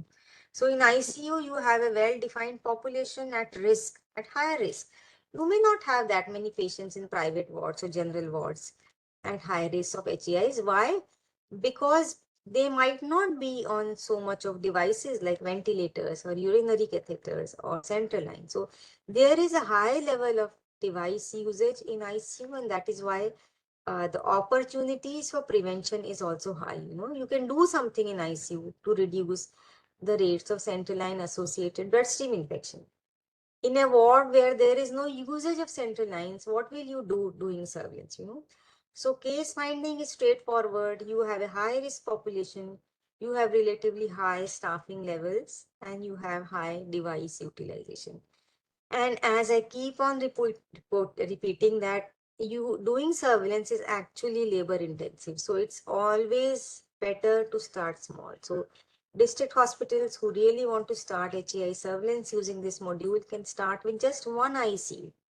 It's always good to start small and maybe one infection, like bloodstream infection. We actually started only with bloodstream infection for 6 months across our network. Then we started urinary tract infection, then surgical site infection. So similarly, you can also start doing things in a graded way. Now coming to the roles and responsibility, there is a central network surveillance team, which is the AIMS team. You can have your own hospital surveillance coordinator team, which will be the surveillance team. It can be a microbiologist, the ICU in charges, and the ICNs, the hospital surveillance team, the microbiology lab, and the clinical staff members. So the central team is the AIMS team, which is primarily responsible for implementing the protocols, providing trainings, assisting hospitals, and you can reach out to us at any time. The hospital surveillance team is the team that is representing today. You are getting trained, so you will be responsible for building up your own team, rolling out this protocol, and ensure that this protocol is being implemented in the ICU. You are using the same definition. You are holding those discussions with the stakeholders and ensuring that everything is in place to ensure that surveillance is happening as per the protocol. The hospital microbiology lab has a key role because it is the microbiology lab which provides access to the positive culture. And as I'll come to in a couple of minutes, that the definitions that we use in our surveillance are microbiology based. So these microbiology reports are a must, and they must be accessible to those who are conducting surveillance. So that is one lacuna I found when I see the sites, that sometimes the surveillance team does not have access to microbiology data on a regular basis. So unless surveillance team members have access to microbiology lab, they will not be able to do surveillance, And then of course, involvement of clinical staff is important, because first of all, they must know what is happening. It's not that you are doing surveillance and they don't know anything. So you have to inform them about the definition. You have to give them the reports, monthly reports, and keep on discussing with them that probably there might be some febrile cases in which blood cultures were not sent. So in that case, you can discuss with them that you need to send blood cultures for this patient. You need to send urine culture for this patient. And they can help you in assisting in collecting the denominator data. For example, if it's a Sunday, and your team cannot collect the denominator data, it will be the clinical team. So clinical team has to be on board. So now I come to the key terms, and I really request you to please pay attention on these 4 key definitions. If you understand these 4 key definitions, and the 5th one, which I'm going to talk in the bloodstream infection module, I think 90% of your surveillance you have understood. So I request you to please take a pen and paper and start working as the slide goes, because you really have to, if you really have to understand these 4 key terms, and it is these terms which even after many years, I see that many of the sites falter. So I'll just start with these 4 key terms with you.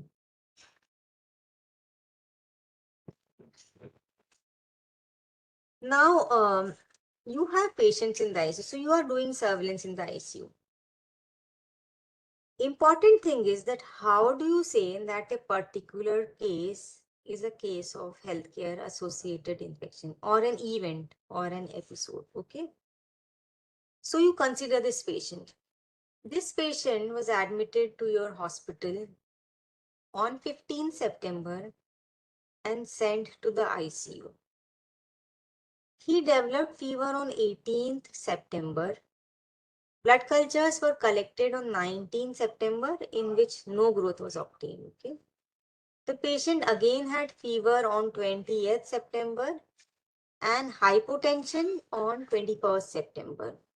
The patient again had fever on 24th September, and there were 2 blood cultures which were collected on 25th September which grew staph epidermidis. There was another blood culture which was collected on 30th September which grew Acinetobacter baumannii. Now, this is something which is a very real life phenomenon. You know, an ICU patient will have all these things. Fever today, hypertension tomorrow, then again fever, then afebrile, then fever, then blood cultures positive, negative. How will you understand, or how will you know whether this patient has to be taken up as per your surveillance definition, and whether you have to include this patient in your HAI surveillance database or not?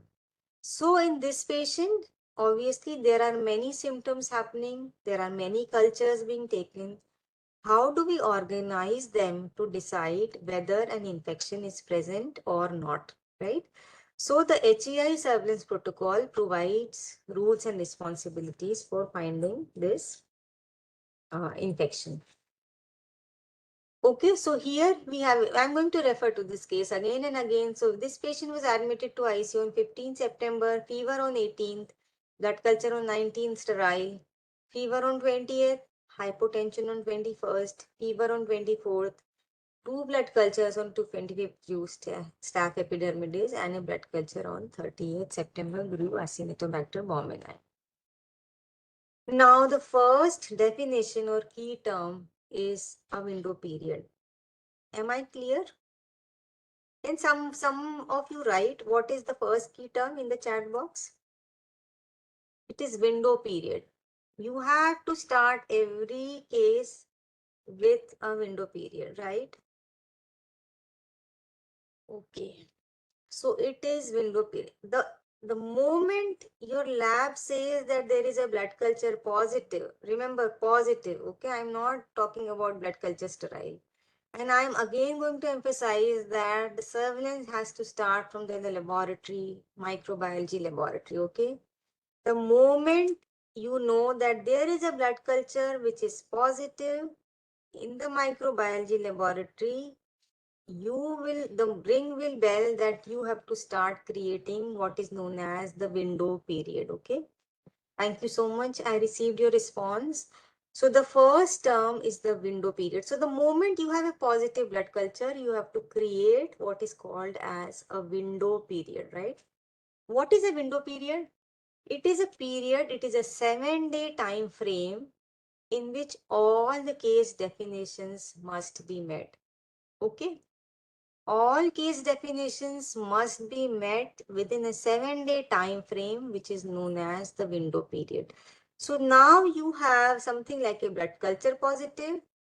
Your surveillance team will see whether this case meets the case definition or not.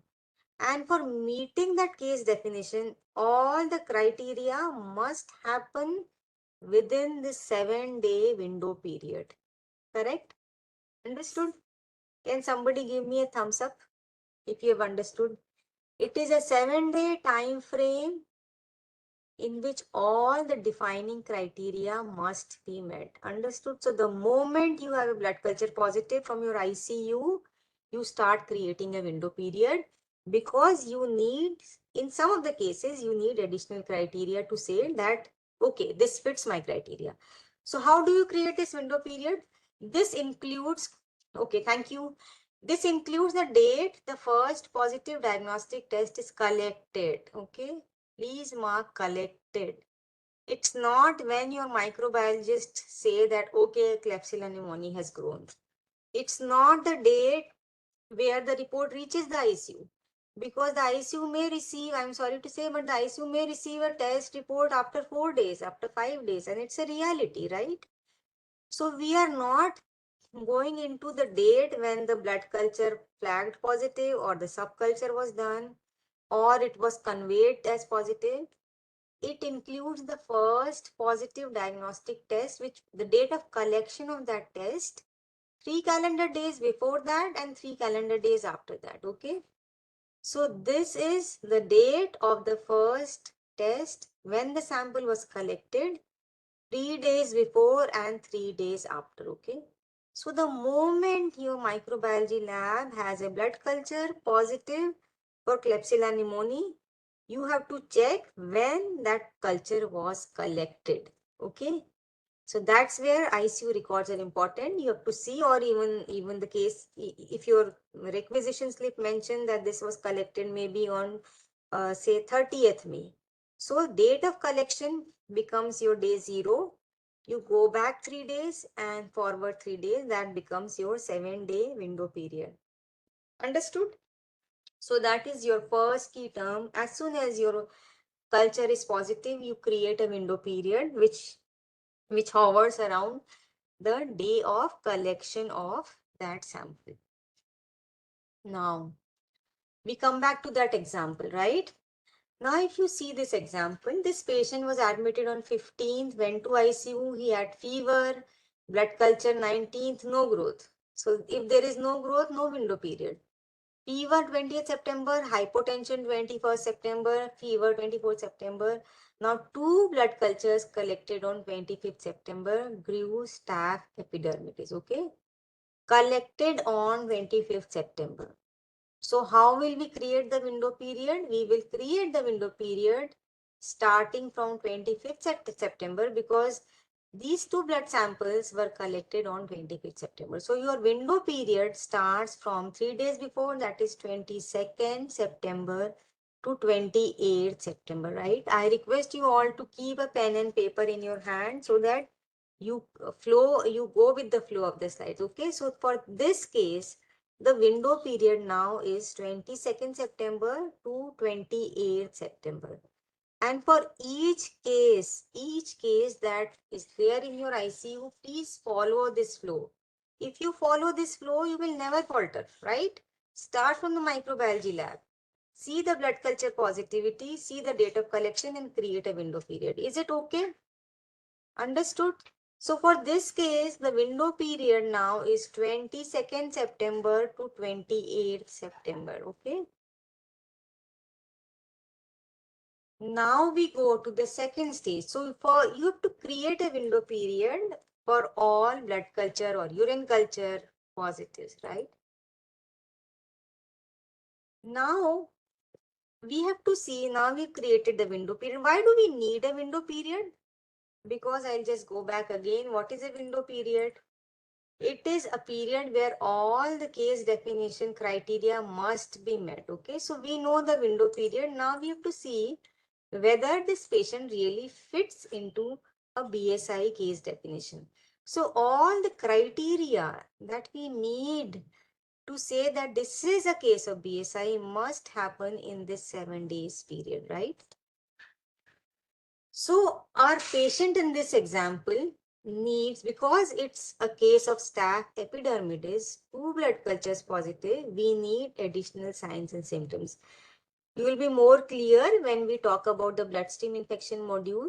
But just to say that because this is coagulase negative staph, we need 2 blood cultures and one sign or symptom. Okay. But all these criteria must happen between 22nd September to 28th September. Now just see, this patient had fever on 18th September. This patient had fever on 20th September. This patient had hypotension on 21st September. All these three happened before the window period. Understood? Please put in the chat box if you have understood. Fever, hypotension on 18th, 19th and 20th occurred before the window period. So these three will not be taken into consideration when you have to fit this case and decide whether you have to include this case or not. Okay. Now consider this. This patient also had a fever on 24th September. And this episode of fever is well within the window period. And now we know that this patient satisfies the criteria of a hospital-acquired bloodstream. I'll come to hospital-acquired later, but now this patient at least fits the criteria of a bloodstream infection because there are 2 cultures positive with cons and there is one sign and symptoms. Everything is happening within the window period. Okay, so now you are sure that this is a case of bloodstream infection. Understood? Correct? And now, so your surveillance team has to include that provided it is hospital acquired, right? Because we are doing hospital acquired infection surveillance. So you know that this is a case of bloodstream infection. Now you have to understand that a bloodstream infection is an event, isn't it? It's an event, which is not that today it is a bloodstream infection and tomorrow that patient will be all right. Correct? A bloodstream infection, a urinary tract infection, a ventilator associated pneumonia, they are all events which have a start date and they have an end date. In real life, it may not have a very marked start and end, but for surveillance, we need to know when did that event start and when did that event end, because a patient, like in my trauma ICU, there is a patient who is admitted since the last 2 years. Now that patient has had multiple episodes of bloodstream infection, right? So how would I know that when did that one event of bloodstream infection end and when did a second event occur? Okay, and that brings us to our second term, and that is the date of event. Okay, you must know what was the date when that bloodstream infection start in the particular case. Okay, so we come to the second term, which is the date of event. And what is the date of event? It is the date when the first element used to meet the HAI case definition occurs for the first time within the window period. So everything is important, okay? First of all, you have to understand that everything has to happen within the window period. Anything, any sign or symptom which is happening outside the window period, just ignore that, right? First of all, you have to define that everything happens in the window period. Now, in that window period, which is that first element, which is a defining element for saying that this is a case of BSI or UTI, which occurs for the first time, okay? Now, this can be a diagnostic test or it can be a clinical sign or symptom. Either of them can happen first. Fever can happen first, or a blood culture can happen first, positive blood culture can happen first, fever can come later, or a recorded fever happens later, right? If the first element used to meet the case definition is a lab test, then the date of collection, sample collection, should be reported as the date of event, okay? So if 24th September is the date of sample collection and fever occurs on 25th, then the date of event becomes 24th September. Do not report the date that lab test was performed or date that the result was confirmed or conveyed or the report reaches to the ICU. It was when the sample was collected, okay? If the first element used to meet the HAI case definition is a clinical symptom, then the first date the symptom appeared in the window period should be reported as the date of event. So supposing a patient has, the window period is from 22nd to 28th September, okay? If the patient has fever on 23, 24, 25 and 26, the first day that the fever is recorded is 23rd, okay? So the first date the first symptom appeared is 23rd. So if the patient has continuous fever from 23rd to 28th, the first day that the first element occurred in the window period, you have to include that as the date of event. Is this clear? Is the date of event clear with everyone?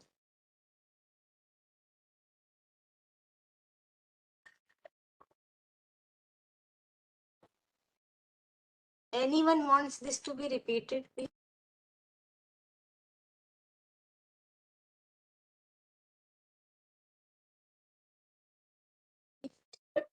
Okay, so again, date of event is when the first element used to meet the HAI case definition occurs for the first time within the window period. It can be a diagnostic test or a sign or symptom. If it is a test, then we have to take the date of collection. If it is a symptom, then the first time it appears in the window period has to be taken as the date of event. So again, coming back to this poor patient, right? We know that he had multiple things before the window period which we are neglecting. Then there was a fever on 24th September. Blood culture is positive on 25th September. Collection date was 25th September. So what was the first thing which happened in the window period in this patient? It was fever which happened on 24th September. So for this patient, this event, I would say, not the patient, this event, the date of event becomes 24th September, correct? So now we have a BSI event. We are satisfied that it satisfies the definition of bloodstream infection. We now know that the date of event of this bloodstream infection is 24th September. Now we go on to the next term. We know that it's a case of bloodstream infection. Fine, okay. Do we have to report it? For that, we need to ascertain whether it is healthcare associated, okay. We are not bothered about infections which are present on admission or the patient comes with an infection, right? We are only going to report infections which are healthcare associated, and for us it is ICU acquired, okay, not only hospital, but since we are doing only in ICU, it is to be ICU acquired, okay. So what is a healthcare associated infection? It is an infection in which the date of event is more than 2 calendar days after the date of hospital admission, okay, where the date of hospital admission is day 1, okay. The patient is admitted here. If an infection, a bloodstream infection, the date of event is from day 3 to 5 or 6, 7, 10 or whatever, it becomes healthcare associated infection. If the date of event is less than or equal to 2 calendar days, it becomes present on admission. So this 24th September that we discussed in this patient must be after 2 calendar days of the ICU admission. And we said that the patient was admitted to hospital on 15th September, okay, and his date of event is 24th. It is well within the range when we can say that it is healthcare associated. Understood? So now we know that it is a case of BSI because it is meeting case definition. Everything is into the window period. We know the date of event, and we now know that this date of event, which is 24th September, is after the 2 calendar days, which is required to call it as HAI. Clear? There is a repeat request. Repeat for what? For window period and date of event. Okay. So somebody wants, can you put it in the chat box what exactly you want to be repeated, window period or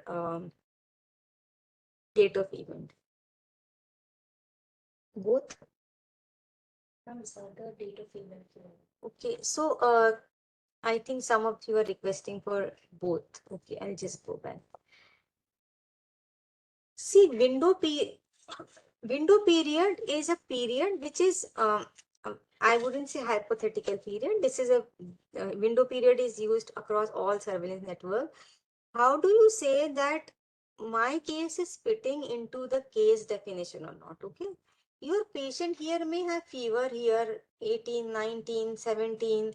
Blood culture is collected on 25th. How do you know that this patient is fitting into a BSI case definition? Okay. Ultimately, we have to define a case as BSI. Okay. And therefore, all the signs and symptoms. So for coagulase negative staph, what we need is 2 blood cultures positive with the same organism and 1 sign or symptom.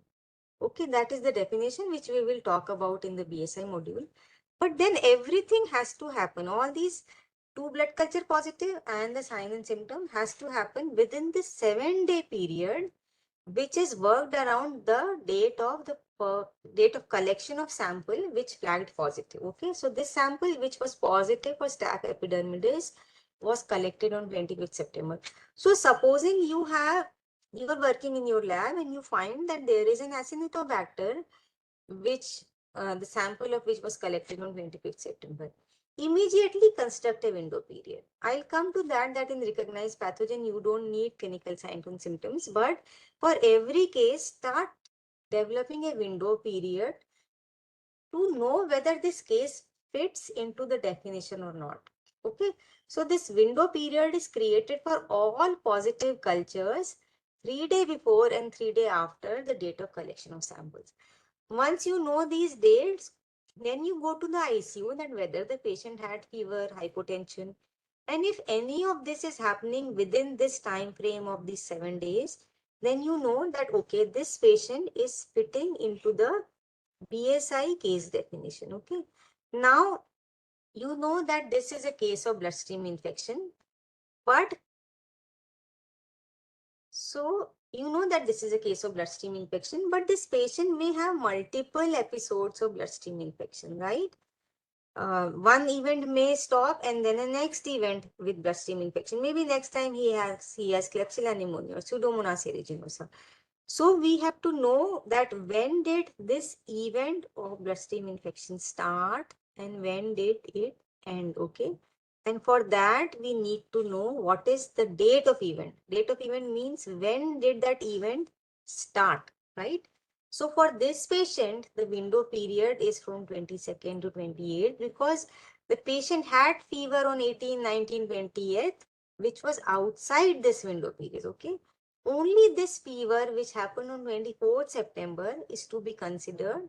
Why? Because we have to define it as a case of BSI and it has to happen within the window period. So this patient meets the BSI case definition. But when did that event start? It is the date of event. The date of initiation of event, you can say. Date of event means when did that event start, okay? And that date is when the first element used to meet the HEI case definition occurs for the first time within the window period. So in this example, you can see that out of the 2 definitions, 2 blood culture positive and fever, the first thing which happened was fever on 24th September. First element used to meet the HAI definition was fever, which occurs for the first time. So you may have a fever on 24th and 23rd. So if the patient has had fever on 23rd and 24th both, then the date of event would have been 23rd. first element occurring for the first time, right? Within the window period. And it can be a diagnostic test or a clinical sign or symptom. Understood? So date of event means when did that event start? So only when you know that it started on 24th, that you will know when did that event end, right? Date of event is important for our next definition, which is the event time frame. I'll come to that in a minute. Okay. So you know the window period. You need the window period only to understand what is the date of event. Okay. In the window period, which was the first element, that becomes your date of event. When did that event start is the date of event. Once you know the date of event, that date of event must be more than 2 calendar days from hospital in admission to say that it is HAI. Otherwise, it becomes present on admission, right? Can I move on?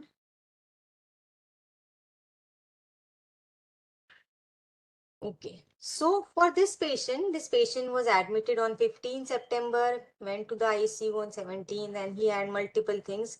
But the date of event for this was 24th September. And because it was more than 2 calendar days, this becomes a healthcare associated infection, a bloodstream infection, and 100% you have to report this case. There should be no excuse, no reason that you will not report this case to the database. Okay, and when we see the sites, we find that for no reason you are missing out cases. For this patient, there should be no excuse that you are not filling this in your database. Okay, this now fits everything. This fits the definition of bloodstream infection. You know the date of event, you know that this is hospital acquired. You have to report this as a case of BSI, even if your clinicians do not think that it is a case of BSI. Okay, and that is why it is a surveillance definition. Now, coming to the next important term, we know the date of event.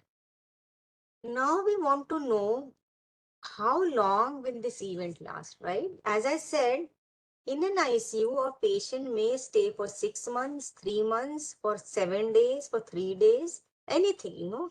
But a patient who is in the ICU for a long time, it is expected that that patient may have multiple episodes of bloodstream infection, of urinary tract infection. So our protocol includes a rule to separate the HAI events for the same patient, right? And that is how we come to the fourth definition, which is the event time frame. Okay. What is this event time frame? It is a 14-day time frame during which a primary HAI event, in this case a bloodstream infection, is considered to be ongoing, and no new HAI of the same type can be reported for this patient. Okay, so here in this example, we are dealing with a bloodstream infection, right? We know that the date of event is 24th September. So what this event time frame means, it is a 14-day time frame during which this primary BSI, this BSI in this patient is considered to be ongoing. Okay, so you cannot report any new blood culture during this 14-day time period. So the date of event, which is 24th September in this case, becomes the day 1 of the event time frame. Now, if you do have pathogens which are cultured during this 14-day time frame, you just add it to the existing case report form. Okay, so you have to generate a case report form, which I'll come to when we deal with the bloodstream infection module. So the additional pathogens from additional blood cultures are to be added into the same case report. You don't have to generate a new case report for the new event. You just have to keep adding the pathogens into the case report form.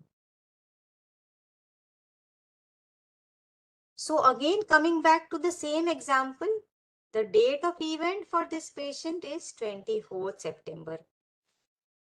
Please write in the chat box what will be the event time frame for this patient. can you write 24th to what? What will be the event time frame for this patient? Can somebody write in the chat box? 14-day, yes, but exact date. It is a 14-day time frame in which the date of event is day 1, and mind you, September is till 30th September.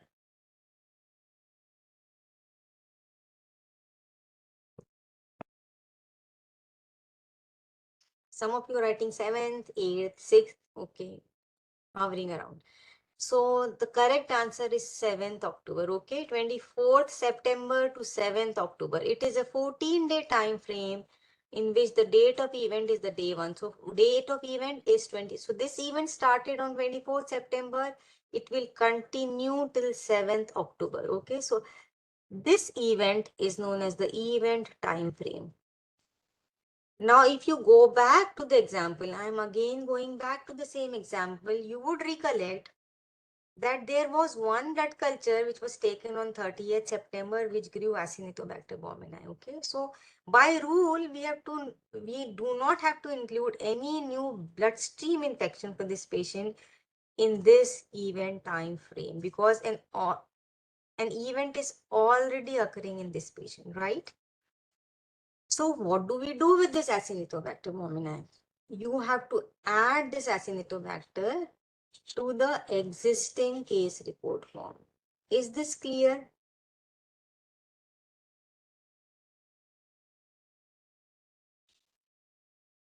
Okay. So no, we know the window period. Why we need the window period is because we need to know the date of event.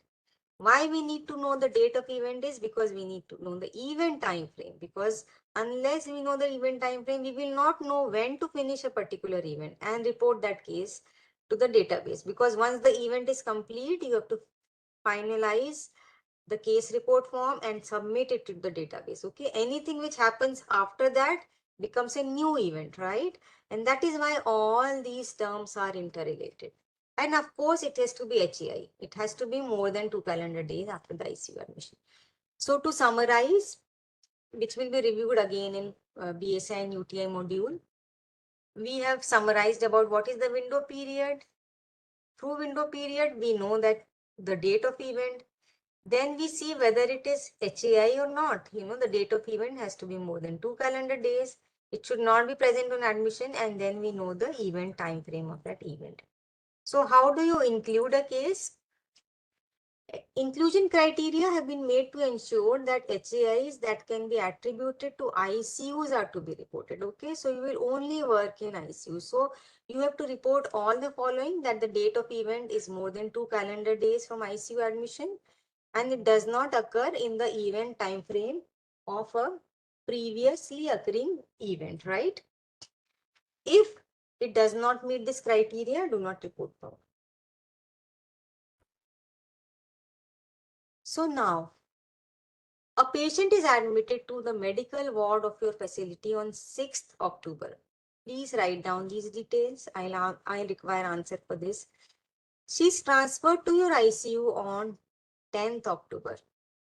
On 11th October, a blood culture is collected that grows Acinetobacter baumannii. The patient has a central line. Should this episode be reported as a bloodstream infection?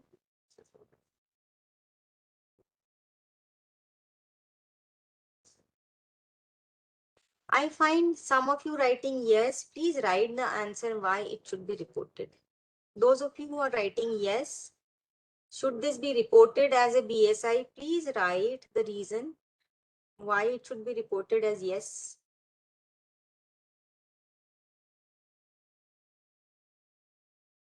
Can someone write why the answer is yes?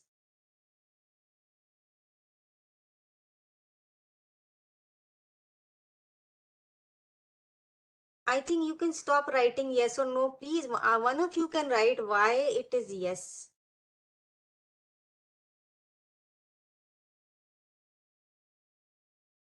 Satyam Mukherjee. Okay. Satyam Mukherjee, can you write why it is yes?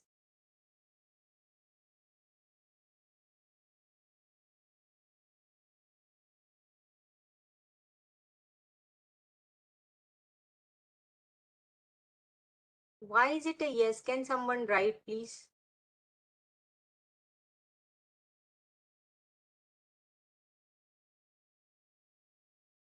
This patient is admitted to hospital, but he is transferred to ICU on 10th October. Remember, we are only talking about ICU acquired infection. If you are getting confused between that, please don't get confused. Satyam said no for an ICU. If it's an ICU. So you have to understand, please don't get confused. This we are doing ICU based surveillance. We are not doing hospital wide surveillance. We are only doing ICU surveillance. Will you report this as a case of ICU acquired BSI? No. So I think some of you got confused because of 6th October. Please understand that you will find these cases in your day-to-day life, because you will get patients who are transferred from the wards, and your ICU people will keep on saying कि ये तो ward से हुआ है, ये तो हमारा नहीं है. You will find this situation, and that is why we are giving you this situation, that you will find patients who are transferred from ward to ICU. So you remember that this patient was in hospital from 6th, but she was transferred to ICU on 10th October. On 11th October, a blood culture grows Acinetobacter baumannii, which is a recognized pathogen. Don't bother about central line because we'll come to it later. We don't need a fever because it's a recognized pathogen. We'll come to it in the BSI module. But no, we will not report this case. Okay. Why? Because the patient was not in the ICU for more than 2 calendar days when this positive culture was taken. Okay. So this rule prevents ICUs from reporting HAIs that may have been acquired in other units. Okay. Again, I'm saying that we will only do ICU acquired. You cannot do hospital-wide surveillance. Even doing it in one ICU properly is going to be a big achievement for all of you. Okay, so we are not going to report this case. So how do you do case findings? This surveillance requires active patient-based prospective identification. So it cannot be a retrospective that end of the month I feel okay, मैं जाके देख लेती हूँ सारा microbiology में कितना positive है and then I'll fill the case report form. No, it cannot happen like that. Okay, so it requires active, because once you have a blood culture or a urine culture positive, you have to go to the ICU to see additional signs and symptoms if needed. Okay, patient based, because everything is done at patient level. You need to have additional information. We'll come to it in the BSI and UTI module, that you need to have information about central line usage, outcomes, everything is needed, right? And prospective, because it is being done in real time. So please don't make it a habit that you just see the microbiology register once in a month and you fill the case report forms, and you are not going to generate good data if you start that practice. This flowchart I'll come discuss in the UTI and BSI module, and this worksheet, how it helps you in selecting out. These are very leading questions. You will never get confused if you use these worksheets. It is just yes, no, that whether it is 10 to the power 5, yes, whether you have one organism which is more than 10 to the power 5, whether it meets the case definition. So if for every case you use these worksheets, which we'll be providing, you will never falter. Okay. Again, investigation table, which I'll discuss with the BSI and UTI module. If for every case you work with, and I must say that for the last 10 years, we are using this investigation table for every case that I am working on. Still, I use this investigation table because it helps me not to falter. My team never falters because they use this investigation table uh, to understand what is the date of event, what is the event time frame, when did that event stop. So you use these, which will be providing. So once you have identified a case, you have to fill a case report form, which we will be discussing with each module. This case report form remains open for some time because you have to collect additional information about the patient, the outcomes, the central lines, and for bloodstream infection also additional culture reports. We'll discuss it in the BSI module. So if one patient may have multiple HAIs, okay, so you have to actually report if the patient has a BSI, UTI and VAP or the SSI, you have to fill multiple kinds of case report form. So it happens in real life that a patient has a BSI, UTI, patient also has a VAP and SSI, so you have to fill all the case report form. if they meet the case definition for all of them. So just to review, we have reviewed the key terms, which is the window period. It is the date of first positive diagnostic test, the date of collection, plus minus 3 calendar days. All elements of the definition must be met during the window period. Date of event is the date that the first element used to meet the HAI case definition appears for the first time. This could be the date of collection of the first test or the date of first clinical sign or symptom.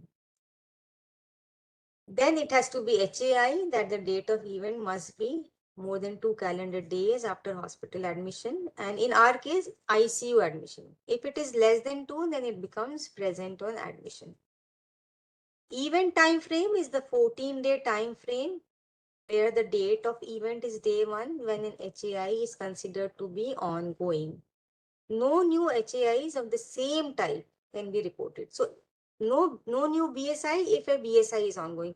But if the same patient has a UTI, then you have to fill a UTI case report form. So we know that you have to report all the following. If the date of event is more than 2 calendar days from hospital admission and from ICU admission, and the date of event does not occur within the event time frame of a previously identified HAI. So I'll give you a 5-minute break and then we'll start with the bloodstream infection module. Just a 5-minute break, right? We start with the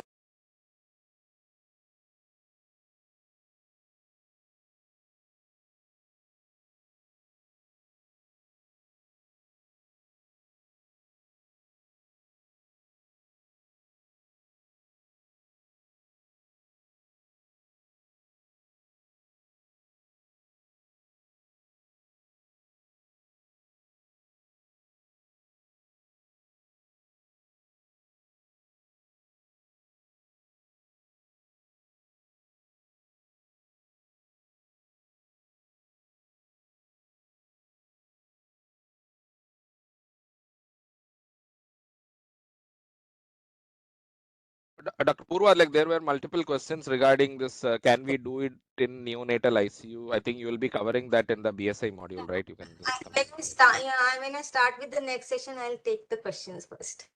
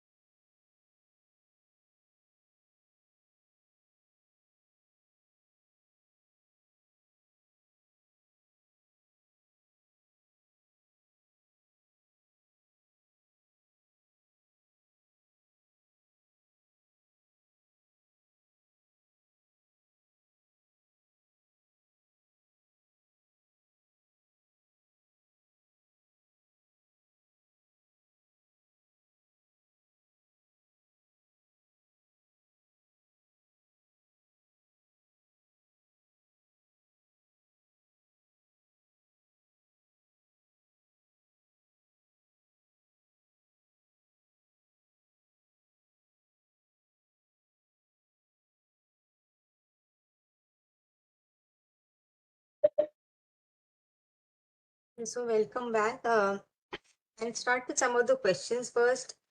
One of the question was that can you do that this in special NICU? I believe that special NICUs are NICUs where ventilators are not there, except that everything else is there. So we had a discussion with NHSRC. Dr. Jayan Srivastav had briefed us that most of the district hospitals have SNICU. So you can do that.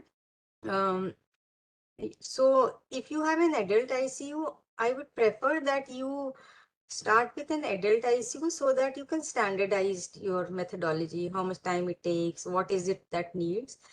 But if you want to do an SNICU, SICUs, I think you call them SICUs, you can do that. I will discuss with the BSI modules how NICU surveillance have to be done. So we will discuss that with the BSI and UTI module.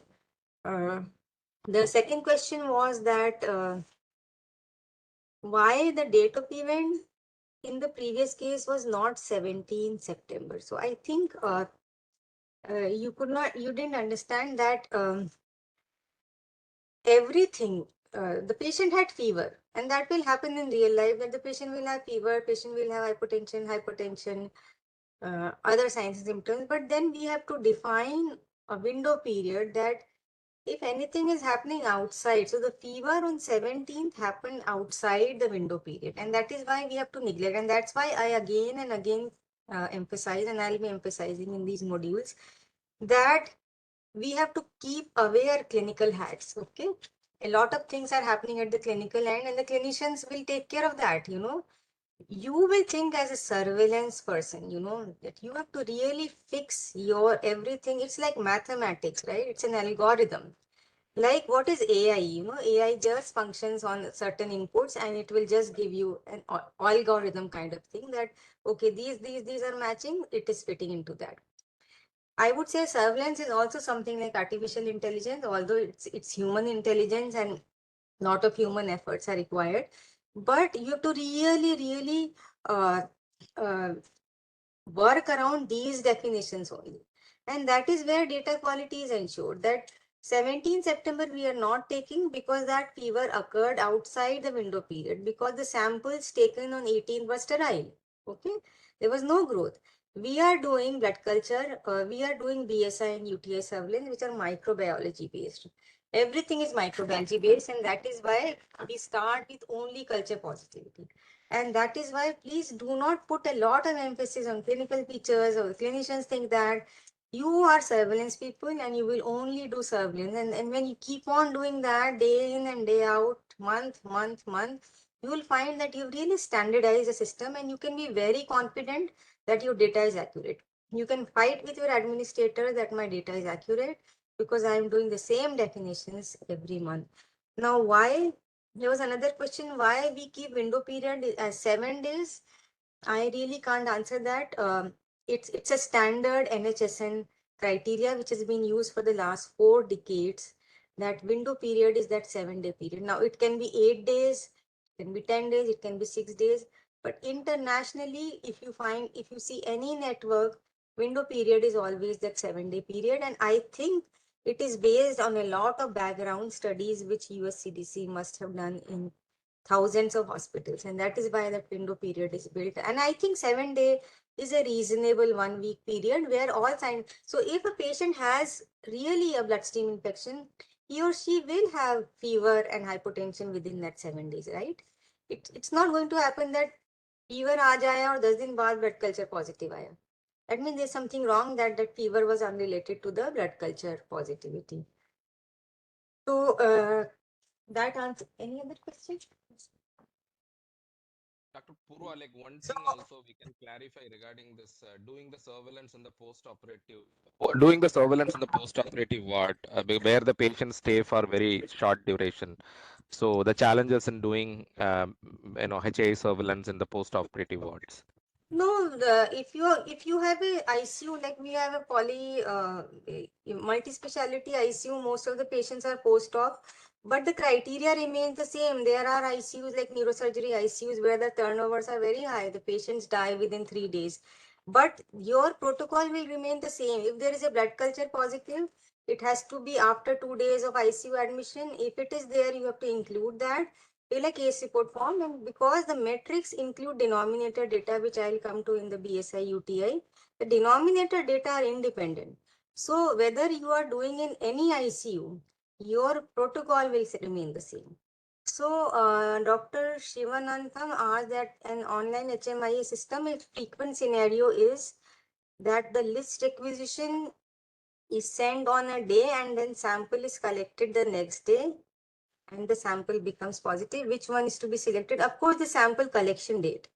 So, it's not when the requisition is sent, it is when the sample is collected that you take as the day around which the window period is to be created. Then there is a question by Dr. Rani Ranjan that what do we do if we find new organism? So as I told that if you have new organism within the event time frame, ongoing event, you have to include that in the same event. I think those were the main questions. So we'll start with the bloodstream infection module. I think I'll take 45 minutes for this and maybe 30 minutes for the UTI module. So we'll start with the bloodstream infection module. The objectives is that at the end of this session, you will be able to describe key terms and case definitions used in BSI surveillance. BSI is bloodstream infection. Complete the BSI infection and denominator reporting forms. Conduct basic analysis of BSI surveillance data and correctly apply case definitions to identify BSI cases. So coming to the key terms and case definition, very important, this surveillance tracks laboratory confirmed BSI. And that's why I am again and again emphasizing that microbiology laboratories are very important. So there was one more question which I missed, that probably one of the hospital asked that if we do not have a microbiology laboratory, I think then you will have to wait, sir, because as and when your microbiology lab gets established, you will be able to do this surveillance, because most of our definitions hover around, all our definitions actually hover around laboratory confirmed infections. So the BSI surveillance in our protocol tracks lab confirmed BSI, and that is why the surveillance staff must visit and go through all the positive cultures every day. So hospitals participating in this surveillance must have labs that perform blood cultures and should have capacity to identify pathogens to the species level. So it can be a manual system or an automated. We are not worried about that. It is just that you should have a system for identification of pathogen. Now, laboratory confirmed BSI are divided into three types of bloodstream infection. The first is central line associated bloodstream infection. Second is primary BSIs, which are not central line associated. And the third is secondary bloodstream infections. Then what are the types of lab confirmed BSIs? Probably most of you must have heard that BSIs internationally in microbiology, it's a bread and butter for us that we do that reporting every day, that BSIs can be caused by recognized pathogens or common commensals. We do that reporting daily, right? There are some which we call contaminant, colonizers, commensals, okay? And there are some which are pathogens. So there are two types of bloodstream infection. One is recognized pathogens, the other is common commensal. What are recognized pathogens? They are what we call as pathogens like Staph aureus, Klebsiella pneumoniae, Pseudomonas aeruginosa, E. coli, Acinetobacter. So, there is a list of common commensals which is there in the CDC website. If an organism is not in that list, then it's a pathogen. Why I'm saying is that as we grow in our automation, many of our hospitals have MALDI-TOFs and Vitex where the database of the organism is more than 2,000, 3,000, 4,000 organisms. And it happens that sometimes we don't know what is this organism. Even today, it happens with us that there is an organism we have never heard about, And then we can go back to that list and see whether it's a commensal or a pathogen. So we, of course, know the common recognized pathogen, but then there are uncommon organisms for which you can access the CDC website. So clear, we have recognized pathogen or we have common commensal. Why I'm emphasizing is because for our surveillance, we require different definitions to coin it as BSI, different criteria for both these types of pathogens to say whether we have to include or not to include. So coming to the common cells, what are these? These are organisms which can commonly exist on body surfaces without causing disease. Okay, we generally call them skin contaminants, isn't it? So, but they can cause bloodstream infections when the patient has significant healthcare exposure. The patient is immunocompromised. The patient is on steroids. The patient is in ICU for a very long time. So even these so-called commensals or contaminants can cause bloodstream infections. And the common ones are Aerococcus species, Propionibacterium, and most commonly coagulase negative Staphylococcus. So if an organism is not explicitly included in the common commensal list maintained by CDC, then it is a recognized pathogen. And you can see down there that there is a website of CDC. You can see that. I don't know, some of you are having problem with audio. You can check. I mean, many of you can hear. Am I audible? Valan, am I audible? Yes, you're audible. Some of you are writing that it's not audible. So why are we talking about recognized pathogen and common commensal? Please note this point. Very important. Again, I find this, even after years of surveillance, I find sites faltering with this concept and getting confused with that. For recognized pathogen BSI, we only need one single positive blood culture to call it as BSI. I'll again repeat that we only require a single positive blood culture with a recognized pathogen. And if we get that in the microbiology lab, even if the patient is sitting, eating, drinking his tea, you have to include that patient if the other criteria fits, like it has to be hospital acquired. To put it other way, we do not require an additional sign or symptom.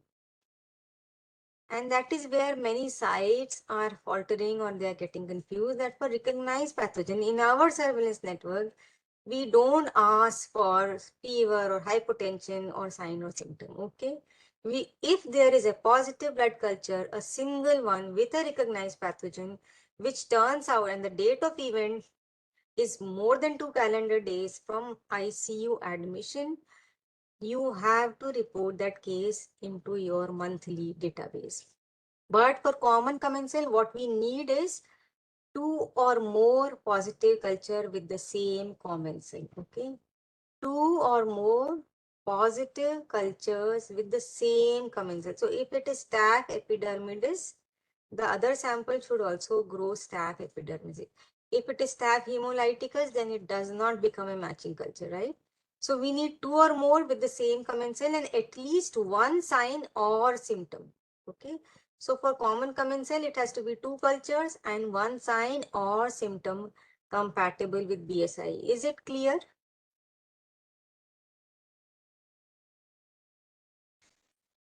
So what we call, what is common commensal matching culture? I say common commensal matching culture, 2 culture, matching culture, okay? So again, you would ask, what is matching culture? I take a blood sample today and it is growing staph epidermidis, and I take a sample after 3 days, again staph epidermidis. Is it a common matching culture? Do we consider that as matching culture or 2 culture positive?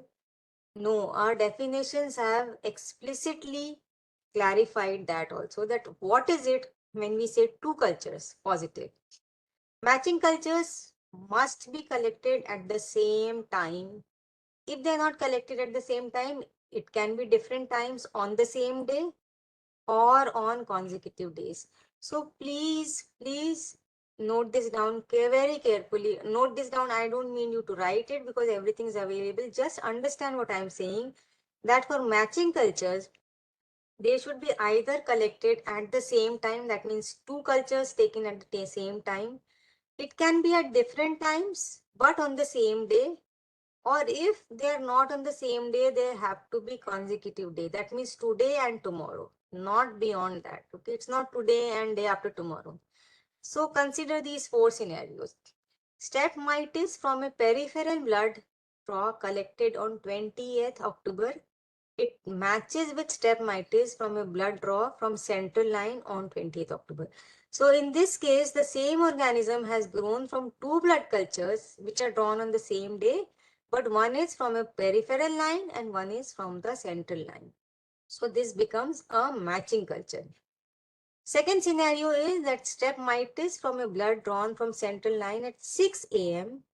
on 20th October matches streptomyces from a peripheral draw at 8 p.m. So in this situation, it is the same day, but different sites and different times. But because it is the same day and the same organism, it becomes a matching culture. Third scenario, streptomyces from a peripheral blood collected on 20th October matches streptomyces from a peripheral blood collected on 21st October. So in this case, it is the same organism, but it is on two consecutive days, right? The final scenario, you have a streptomyces from a peripheral blood draw collected on 20th October. It will not match streptomyces from a peripheral blood draw collected on 22nd October because blood culture has to be collected on the same day or consecutive days. Okay. Someone has written that does site of collection matter? It does not, because if you see the first three examples, something is collected from peripheral blood, something is collected from central blood, central lines. It does not matter where you collect. I'll make it clear more in the upcoming slides. But for our surveillance, we are not bothered about the site of collection. We are only bothered about the same organism and either on the same day or on consecutive days. Okay, these are the only two criteria which we need to call it matching culture. But here it is here that many sites falter because there is no policy of paired samples. Okay, for whatever reasons, I'm not going into that. The policy of paired samples is found in very few hospitals, and by the time you find one cons and you call back the clinician that you send another sample, one day has already gone, you know. So even though you get the same organism from a freshly collected sample, if it is beyond one day, you will not include that case.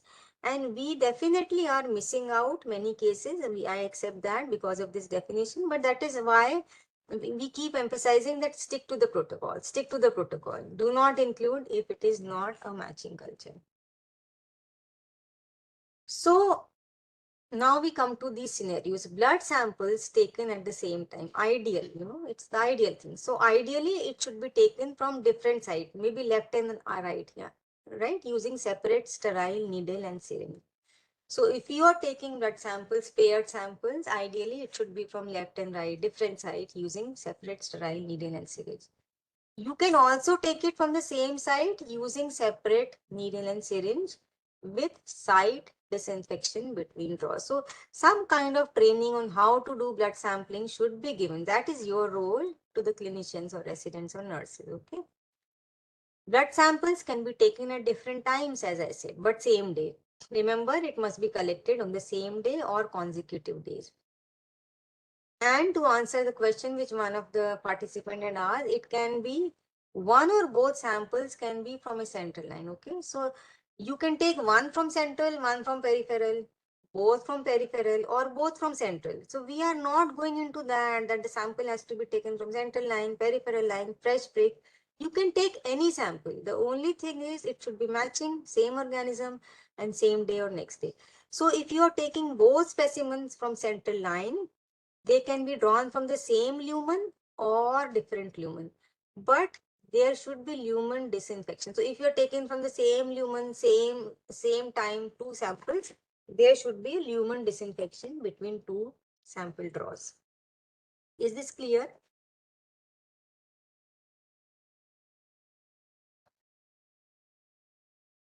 Okay.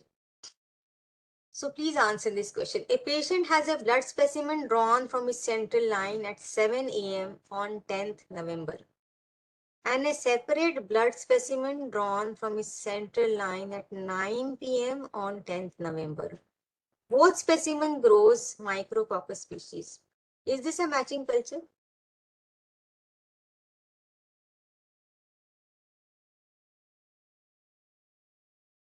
I saw one no, I don't know why it was no, but yes, okay. Now the second scenario, a patient's blood specimen collected on 15th November grows Streptococcus mitis. Additional blood specimens were collected between 16 and 18 November which show no growth. A blood specimen collected on 19 June grows staph mitis. Is it a matching culture? Okay. So let's see the answer. So the first is a yes, because the same organism grows from two cultures collected on the same day, and the second is a no, because the same organism was grown from two cultures, but those samples were not drawn on the same or consecutive days. So I think it is clear to most of you. Now we come to the second aspect. Now we understand that what is matching culture. We need two blood cultures for common commensal. If you remember, the second aspect was that for common commensal, we require at least one clinical sign or symptom also. Okay, so what are the signs and symptoms which we need? For adults, that is patients more than 12 months of age, we require at least one of the following, either fever or hypotension. Okay, but for infants, that is less than 12 months of age, we need at least one, either of one. It can be fever, hypothermia, hypotension, apnea, or bradycardia. No need to write it down. You will be getting these slides. So two matching culture and at least one of these signs or symptom. And of course, all of this has to happen within the window period through which we will find the date of event. So now we come to the same term. What is a window period? Okay. So all these BSI case definition must be met within a 7-day time frame called the window period. It includes the date the first positive blood culture is collected, 3 calendar days before and 3 calendar days after. Is it clear? Anyone has any doubt?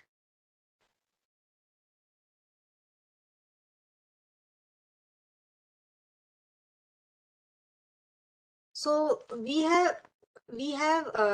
know that we need matching cultures for coagulase negative staph. We don't need matching cultures. We won't need clinical signs and symptoms. So for matching cultures, coagulate negative staph, the signs and symptoms, everything has to happen within this window period, which is a 7-day time frame, which is built up around the day the sample is collected, right? So yeah, we are clear about the window period.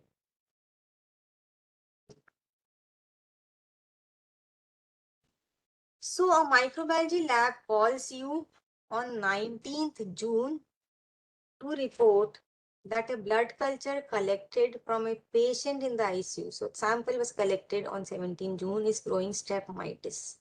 Okay, so now you are in the lab, you are reporting, or you are in the ICU, the lab calls you on 19 June to report that a blood culture which was collected from a patient in the ICU on 17 June is growing strep mitis. The first thing, as I said, is that anything which grows in microbiology, you start creating a window period. We'll go to the next step later, whether it fits the definition, whether it is to be included. That is the next step. What is the window period for this potential BSI? I say it is potential. Okay.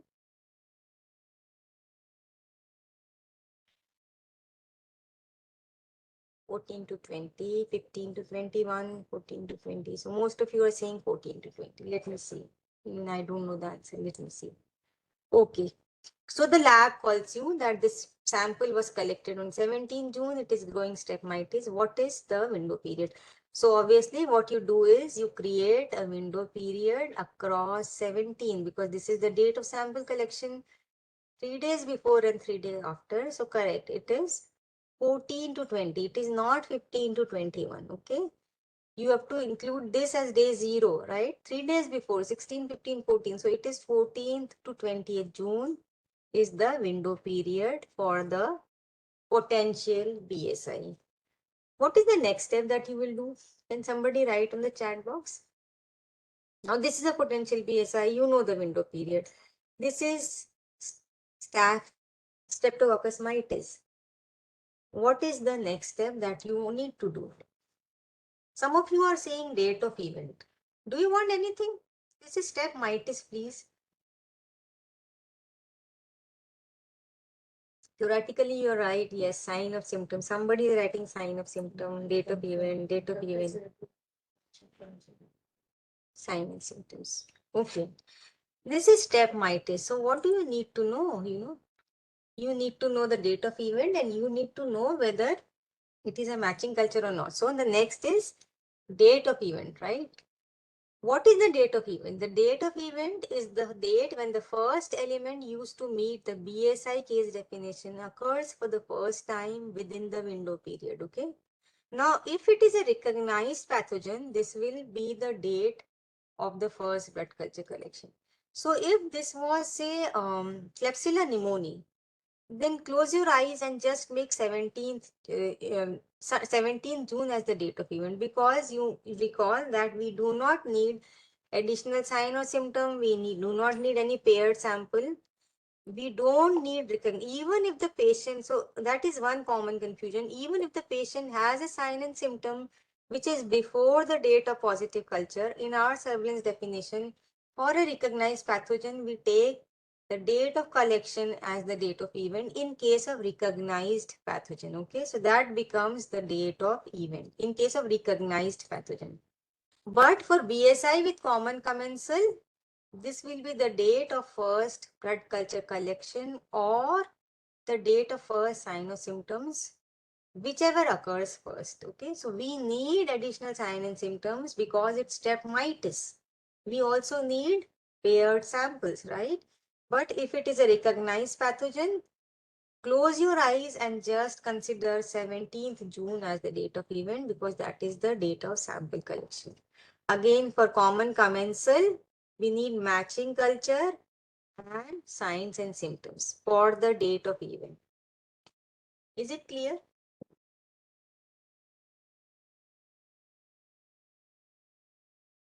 Somebody is writing if culture comes first and symptoms occur later, then of course date of culture collection becomes the date of event. Whatever happens first, I made it very clear in my first module that whatever happens first becomes the date of event. So now comes the role of your ICU visit, okay? You review the chart of the patient with step mitis from the previous example and find that the patient had a second blood culture with step mitis on 18th June. The patient develops fever on 16th June. Does this patient meet? The patient meets the BSI case definition, right? Because there are two matching cultures on consecutive days and there is a fever on 16th June. Now, what is the date of event for this BSI?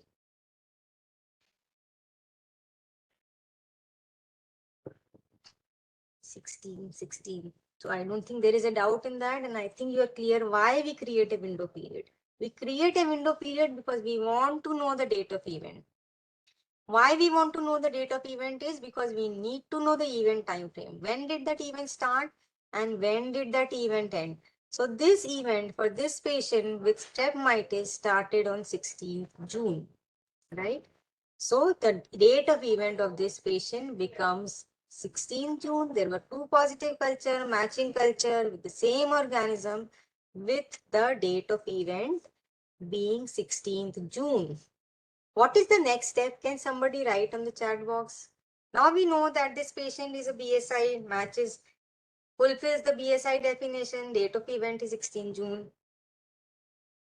Okay, some people are writing time frame. AST, no, AST doesn't come here. Time frame. Check date of admission, very good. Time frame. HAI, okay. So let us see what is the next step now. You know that this is a BSI and it fits the definition, date of event, you know. Correct answer is whether it is hospital acquired, okay? You know the date of event now, 16. The next step is you would not want to know the event time frame, unless you know that this is actually hospital acquired. Supposing this patient was admitted to the ICU on 15th June, date of event is 16, you will just discard this case. You will not be bothered to calculate the event time frame for this patient. Is it correct? First, you will need to know whether this patient fits into the definition of HAI or not. If only if this patient fits the HAI definition, then you will take the pains of calculating the event time frame and then following up additional cultures, and if there is any other site. Okay, so the next logical step is to see whether this is HAI or not. And HAI means that the date of event, in this case 16th June, should be more than 2 calendar days from ICU. If signs and symptoms appear first and date of collection is later, so I have again and again I'm saying whatever happens first is the date of event. Is that the question? Whatever happens first is the date of event. So if the date of event is less than 2 calendar days, then it becomes present on admission. Just don't include that case. Then now if you know that this is hospital acquired, this fits the definition, you know the date of event, then comes the next logical step of event time frame. So our surveillance protocol includes a rule to separate these events for the same patients. Okay, and what is this event time frame?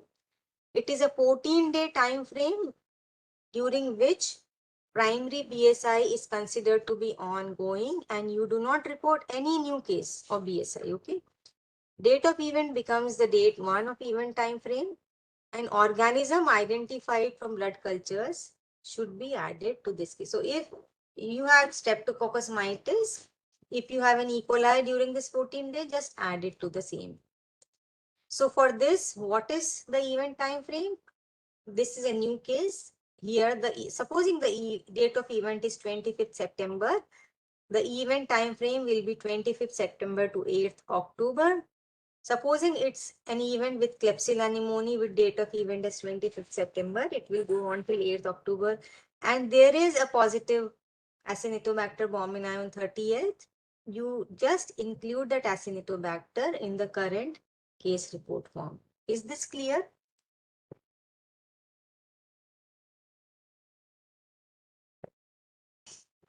Yeah. So how do we include? Recall that inclusion criteria have been developed to confirm that the BSI is healthcare associated and also ICU associated. So again, to reiterate that the date of event should not occur within an existing event, okay? And the date of event should be more than 2 calendar days from ICU admission. If these two are not fulfilling, then don't report. Just forget about that case. But a case report form is to be completed for all BSIs that meet the inclusion criteria. So please do not, at your whims and fancies, please do not exclude some case because you don't feel it's fitting into the case. You feel that the patient is all right, or the clinician feels that the patient is all right. Report BSIs in all patients which are fitting into the definition, and don't focus that this patient did not have a line, central line, so I should not report. Your job is to report all BSIs. We'll come to the central line parts later, okay? So we know that BSIs are classified into 3 categories. They may be considered a primary infection in the bloodstream, which is primary BSI. And these primary BSIs are classified as either due to central line associative, which is CLABSI, or primary BSIs, which are not central line associative. And the second big category is bloodstream infections, which are disseminated from infection at another body site, which is known as secondary BSI. Okay? So BSI is the whole gamut universe of BSI is either primary, which is again CLABSI or non-CLABSI, or secondary BSI. So what is a secondary BSI? Okay. Secondary means it is secondary to something else. Okay. So BSIs may be disseminated from an infection at another body site. So supposing a patient has a very bad abdomen full of pus, it is expected that at some point the patient may have bacteremia or the patient has a pneumonia. It is expected that maybe the patient may have a secondary bloodstream infection. Okay. So how do we say whether a BSI is a secondary BSI? A secondary BSI requires a matching positive culture taken from another body site. So the same organism has to grow from other body site sample like urine, tracheal aspirate, anything, but it has to happen within what is known as secondary BSI attribution period. So this is the last definition that will be there in this training program. You have to understand that you have to find a matching culture. If you have to say that this BSI is secondary to infection somewhere else, then you have to find a matching culture from another body side within a time frame which is known as secondary BSI attribution period. Okay, this is again a time frame that during this time frame, if you find a matching culture with the same organism as the blood isolate, you will call it as a secondary BSI. So what is this secondary BSI attribution period? So this is the final definition and a very important one, and one which most site forget or they don't make that much effort to identify, and that is why the rates of primary BSI is very high. So what is this secondary BSI attribution period? It is a time frame that includes 14 calendar days before the date of event and 7 days after the date of event, where the date of event is day 1. Okay, 14 days before and 47 days after. Okay, don't confuse it with the event time frame. Event time frame is just 14 days after date, from starting from date of event. Secondary BSI attribution period goes 14 days before date of event and 7 days after date of event. And what is the rationale for this 20-day is, supposing I say that this patient had, so there is a question about AST. We are not going into AST, please. Our surveillance focuses on only organism identification. We are not going into antimicrobial susceptibility testing, whether the same AST is there or not. So let's focus only on organism identification. So let me give you a scenario. I say that the patient has a pneumonia, and after, a mismanaged pneumonia, the patient is not responding, a blood culture comes positive. So logically, the clinicians must have sent a tracheal aspirate or a bronchoalveolar lavage before a blood culture, because they suspected a bad lung on X-ray and they thought that pneumonia is happening. They must have sent a sputum sample or something, and that is why we go back 14 days, because the primary HAI that leads to this secondary BSI occurs first. Okay, and that is why we give that 14 days, because probably there was one sample, one urine sample which grew Klebsiella, and after that the patient became so sick that bloodstream also became positive. So 14 days is a time period we give that the primary event occurs first, and uh, we uh, we go back 14 days to see a matching culture. 7 day after, why do we go 7 day after? Because we say, okay, primary event occurs first, then why do we take 7 days after also? It so happens that many times it's a normal practice that when we get a blood culture positivity, uh, we call the clinicians that send other samples also, if we have missed something. So you take 2 days to communicate to the clinicians, and then they send the sample, and it happens sometimes that samples comes afterwards, the secondary samples, and then they become matching. So we give a good 20-day time frame for you uh, to consider whether it's a secondary BSI attribution period or not.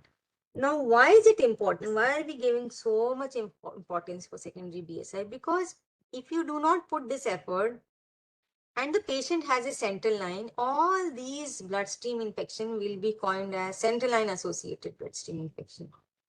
And to call a BSI as central line associated means the intensivists are not doing their job properly, or they have not put the line properly, or they are not taking care of the line properly, which is an undue blame, because the source of infection is not the line. It is because there is an infection somewhere else.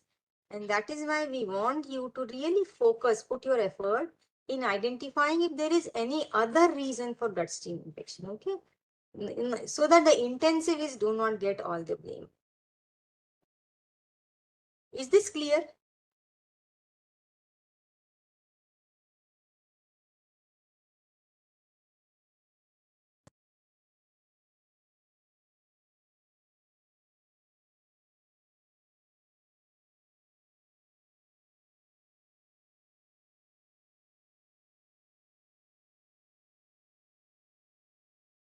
Okay, so there was one question whether secondary BSI includes cons also and recognized pathogens. So secondary BSI attribution period is for all BSIs that you are including. So if it is a cons, you have two blood culture positive and signs and symptoms. Even for that, you will obviously see if there is, mostly you will not find that there is any other sample, but you can find. If you do find that there is a common commensal organism from any other blood, from other sample like pus sample, you can include that. Some people want it to be explained further, so now we have a bloodstream infection. Bloodstream infections are divided into primary and secondary. Primary are further divided into central line associated and non-central line associated. Then there is a huge category which is known as secondary BSIs. Secondary BSIs are those which are secondary to infection somewhere else, right? How do we say that this infection is a secondary BSI?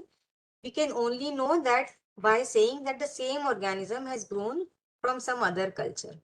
Now that same organism growing from another culture also needs to be within a particular period, and that period is known as secondary BSI attribution period.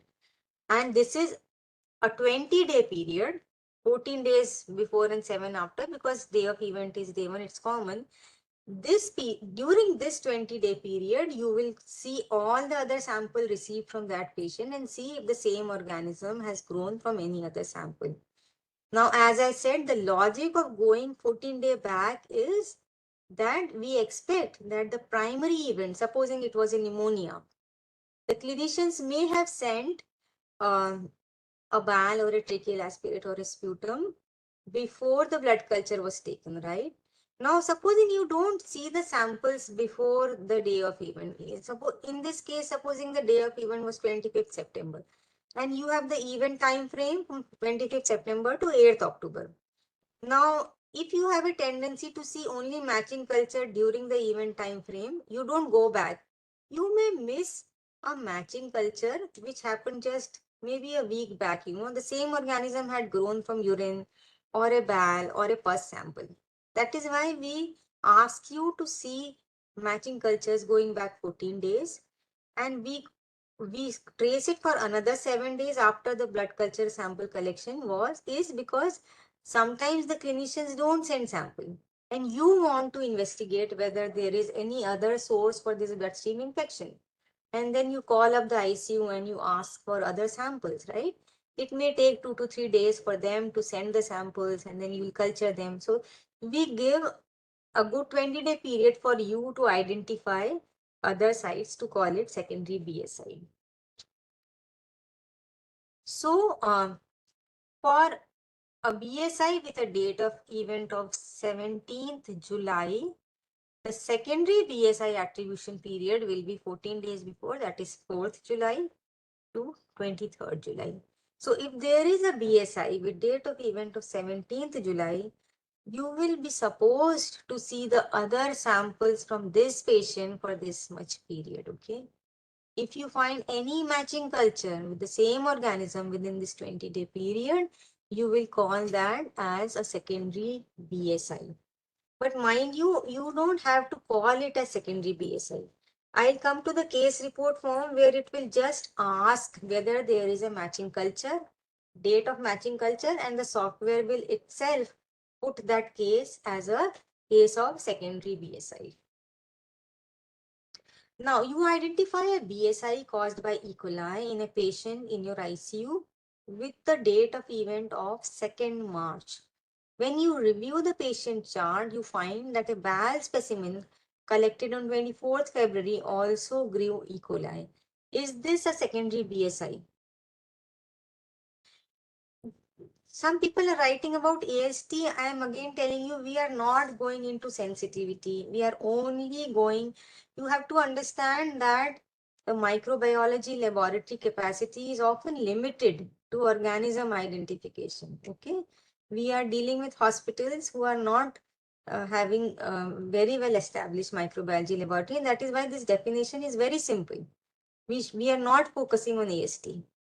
So please, is this a secondary BSI? Yes.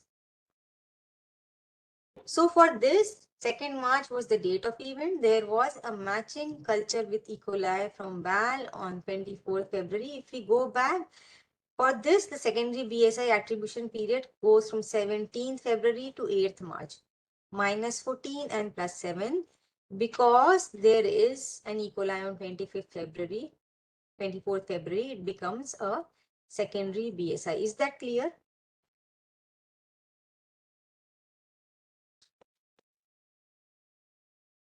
Okay.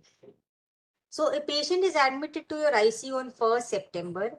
A central line is placed on 3rd September. Blood culture collected from this patient on 17th September grows Klebsiella pneumoniae.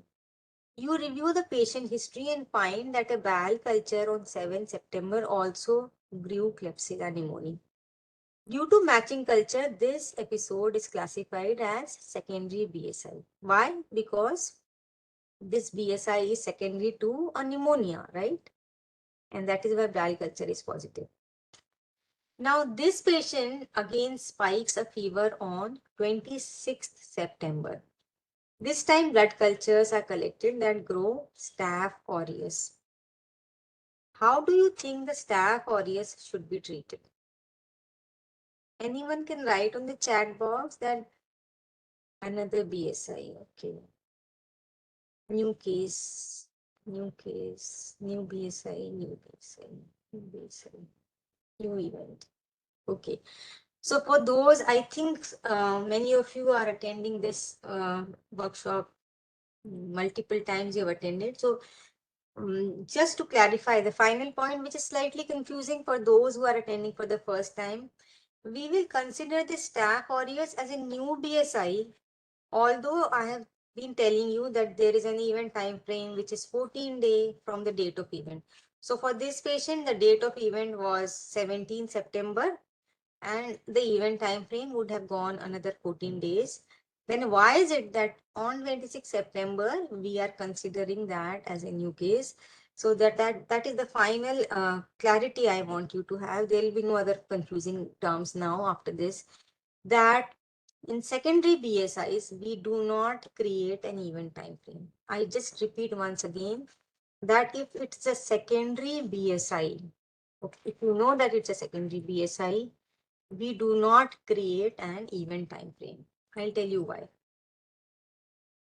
So this is the worksheet which I would really encourage you to work on. Okay, so this patient, for every case we do that. Okay, and this is the surveillance unit admission day or day of the month. So for this patient on 17th, Klebsiella pneumoniae was isolated, culture was taken which grew Klebsiella pneumoniae, and you go back secondary BSI attribution. So everything here is marked, when was the sample collected? According to that, create a window period. What was the first sign or symptoms for recognized pathogen? We don't need a positive sign or symptom. So that this becomes the date of event. Okay. Window period may this becomes the date of event. Create an event time frame 14 days, and this is the secondary BSI attribution period. Now you find that there is a positive bowel culture, and this becomes a secondary BSI because there's a matching culture. Now, for secondary bloodstream infection, we do not create an event time frame because this is not a primary bloodstream infection. This is not an event. If I may put it like that, this BSI is not an event. Event is this. Pneumonia is the event, and this pneumonia will continue for 14 days. So, according to surveillance criteria, all the primary infections are considered as events. They continue for 14 days. Bloodstream infection positivity here is incidental. It was this pneumonia which caused seeding of the blood. So this BSI is not an event per se. The moment this pneumonia resolves, this bloodstream infection will also go. So only and only in secondary BSI, we do not create any event time frame. You will have to report this case. You will definitely report this case. You will report the matching culture. It becomes a secondary BSI, but you finish this case report form here, 17th of this month. You finish that case. Anything that happens afterwards, you start investigating that as a new BSI event. The same thing. Create a window period for this, find out the event time frame, then this event will go on for 14 days. Agar iska bhi, if you find a matching culture for this, even this becomes a secondary BSI. So the procedure remains the same. Each positive culture, investigate, fit it into something and carry on, so follow the same protocol for every subsequent event or positive culture. So why we are not creating an event time frame for secondary BSI is because event time frame is created to separate HAI events in the same person. Okay. A secondary BSI is associated with a primary HAI event at other body site. Okay. So it's not a primary event. The event time frame applies to the primary HAI and not to the secondary BSI. So event time frame is created for primary BSIs, but not for secondary BSIs. Now consider this scenario. A patient is admitted to your ICU on 10th July. Urinary catheter and central lines are placed on 12th July. On 15th July, the patient develops a fever and urinary frequency. Urine and blood specimens are collected that day and sent for culture. Both urine and blood grow E. coli with urine more than 10 to the power 5. Patient is treated with antibiotics and symptoms resolved. On 23rd July, the patient again develops fever. Blood cultures are drawn and grow E. fecalis. What would your surveillance team report?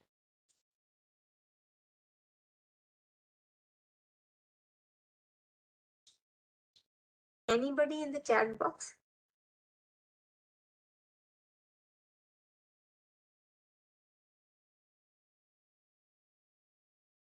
No one? Secondary BSI, okay. Primary infection is UTI, okay. So this is one complicated case which you will find repeatedly.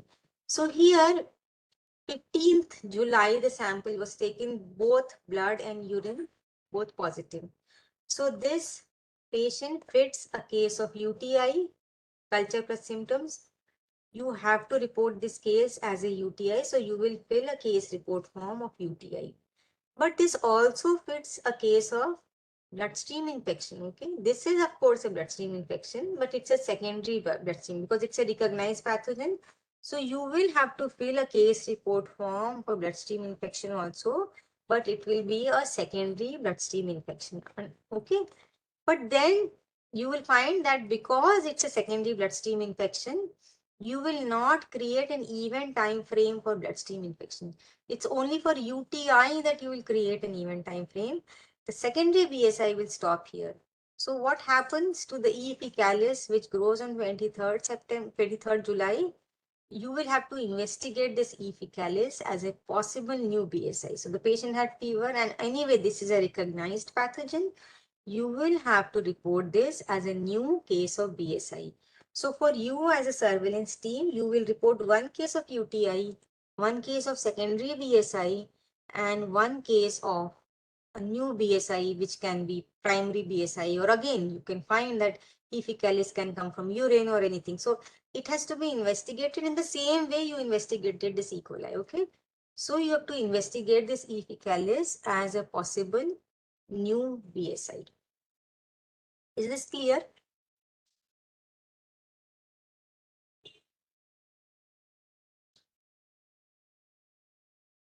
Okay.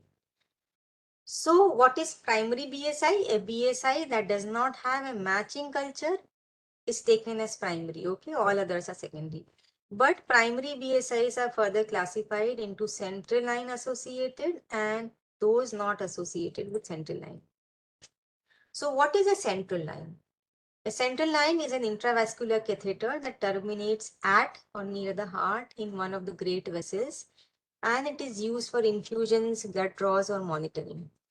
Neither the insertion type nor the type of device alone can be used to determine whether it's a central line. So it has to terminate near the heart or in one of the great vessels.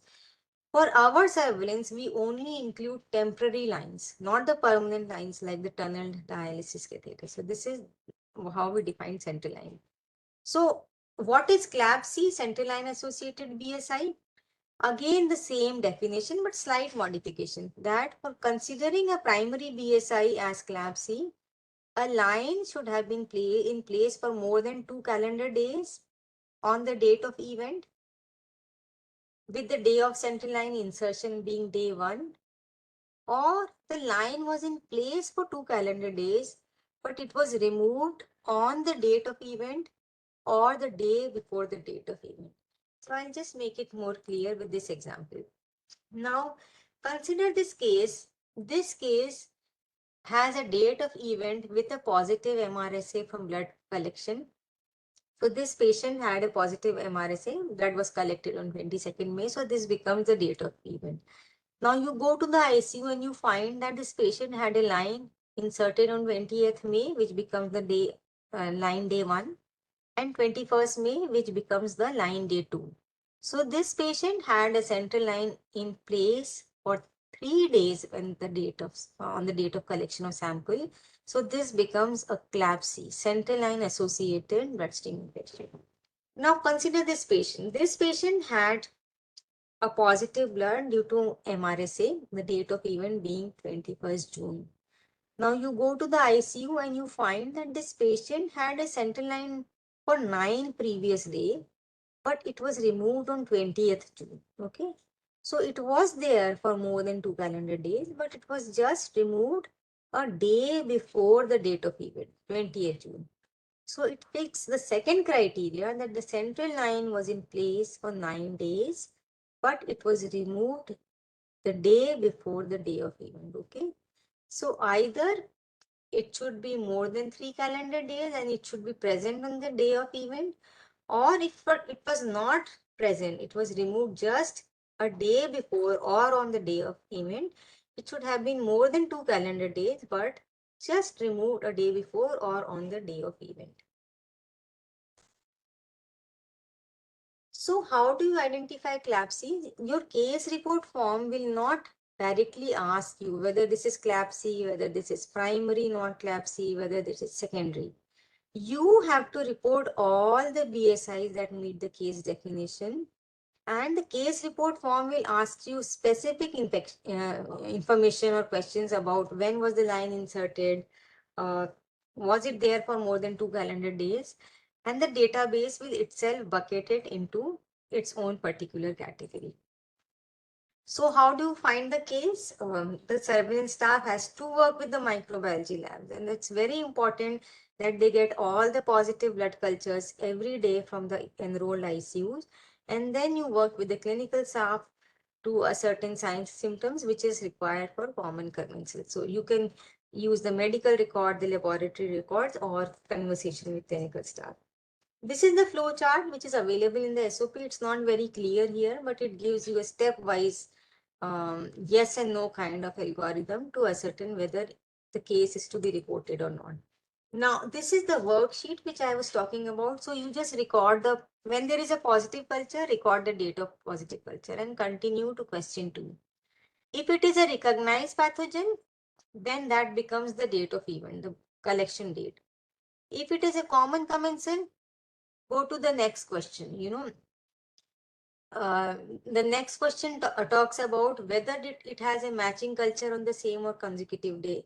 If it is, then go to the next question, which is, does this have a sign and symptom in the window period? So if all the criteria are matching, you have to fill the case report form. Again, this is the investigation sheet. You just fill the date when the first positive culture came, create a window period, 3 days minus and 3 days plus. From that, create the date of event, which was the first thing that happened. That becomes the date of event. Then create an event time frame, which is the 14-day time frame. For secondary BSIs, it is 14 days minus and 7 days plus. See if there is a matching culture, and that is how you investigate each bloodstream infection.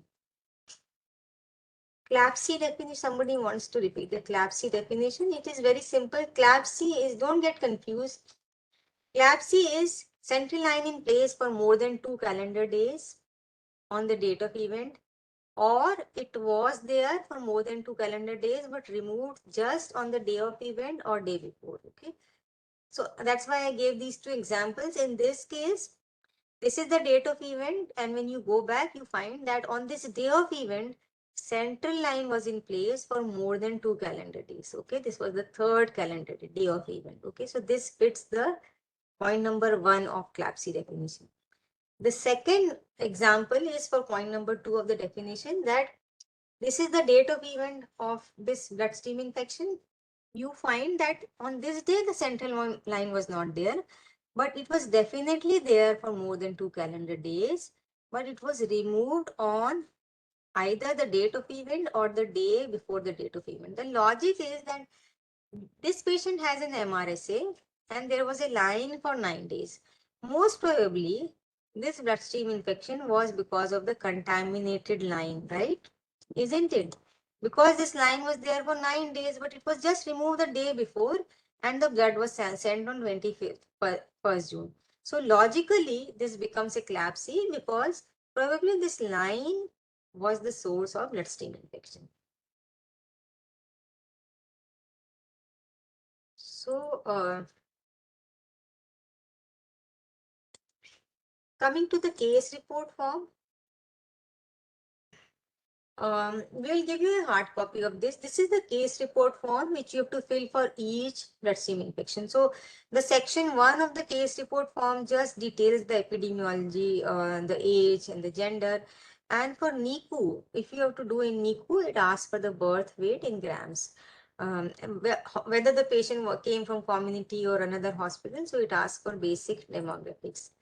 The section 1 of case report forms captures the BSI. So you record the date of event and you know how to find the date of event.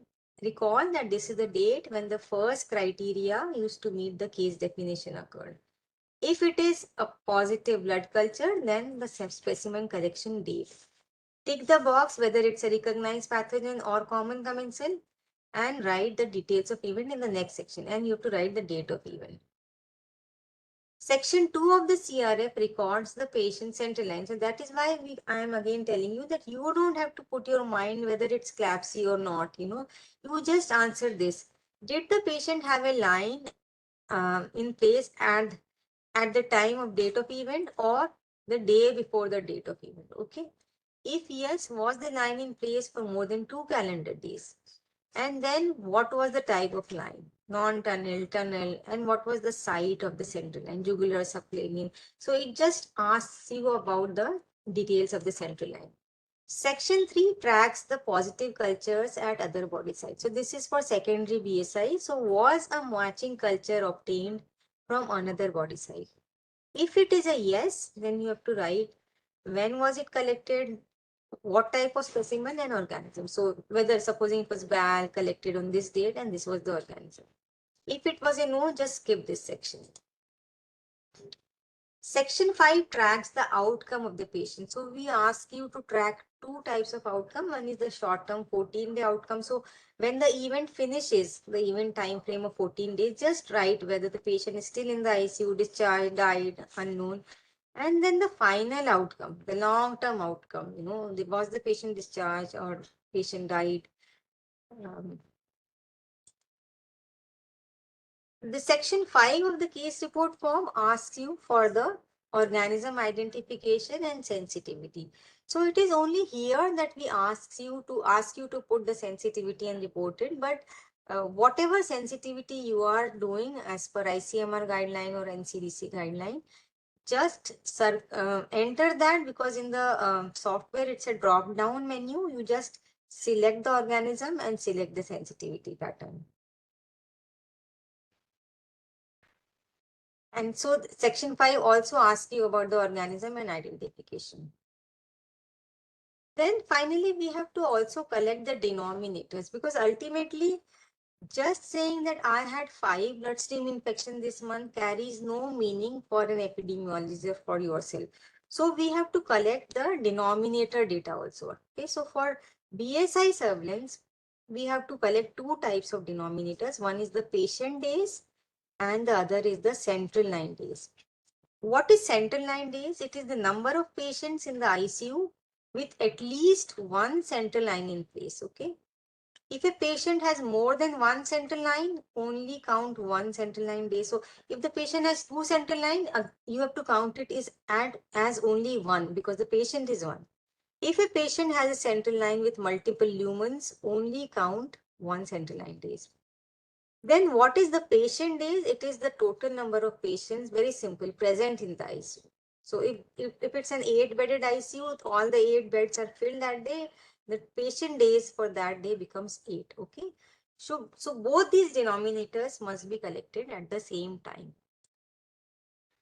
So denominator data should be collected at the same time every day, even on weekends and holidays.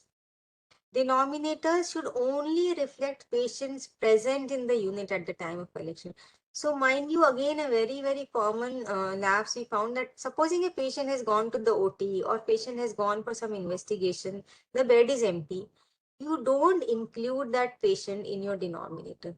Only physically present patients have to be included in your denominators. Okay.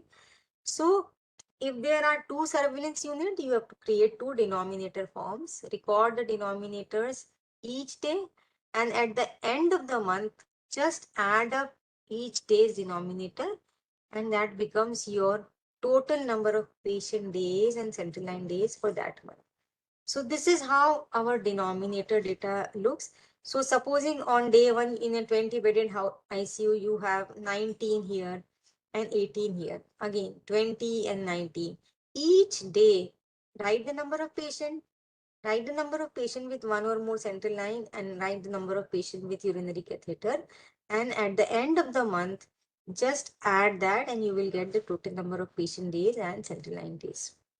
Now, if you are doing surveillance in NICU, then this denominator data has to be categorized according to birth weight, because we know that lower birth weight babies are at higher risk.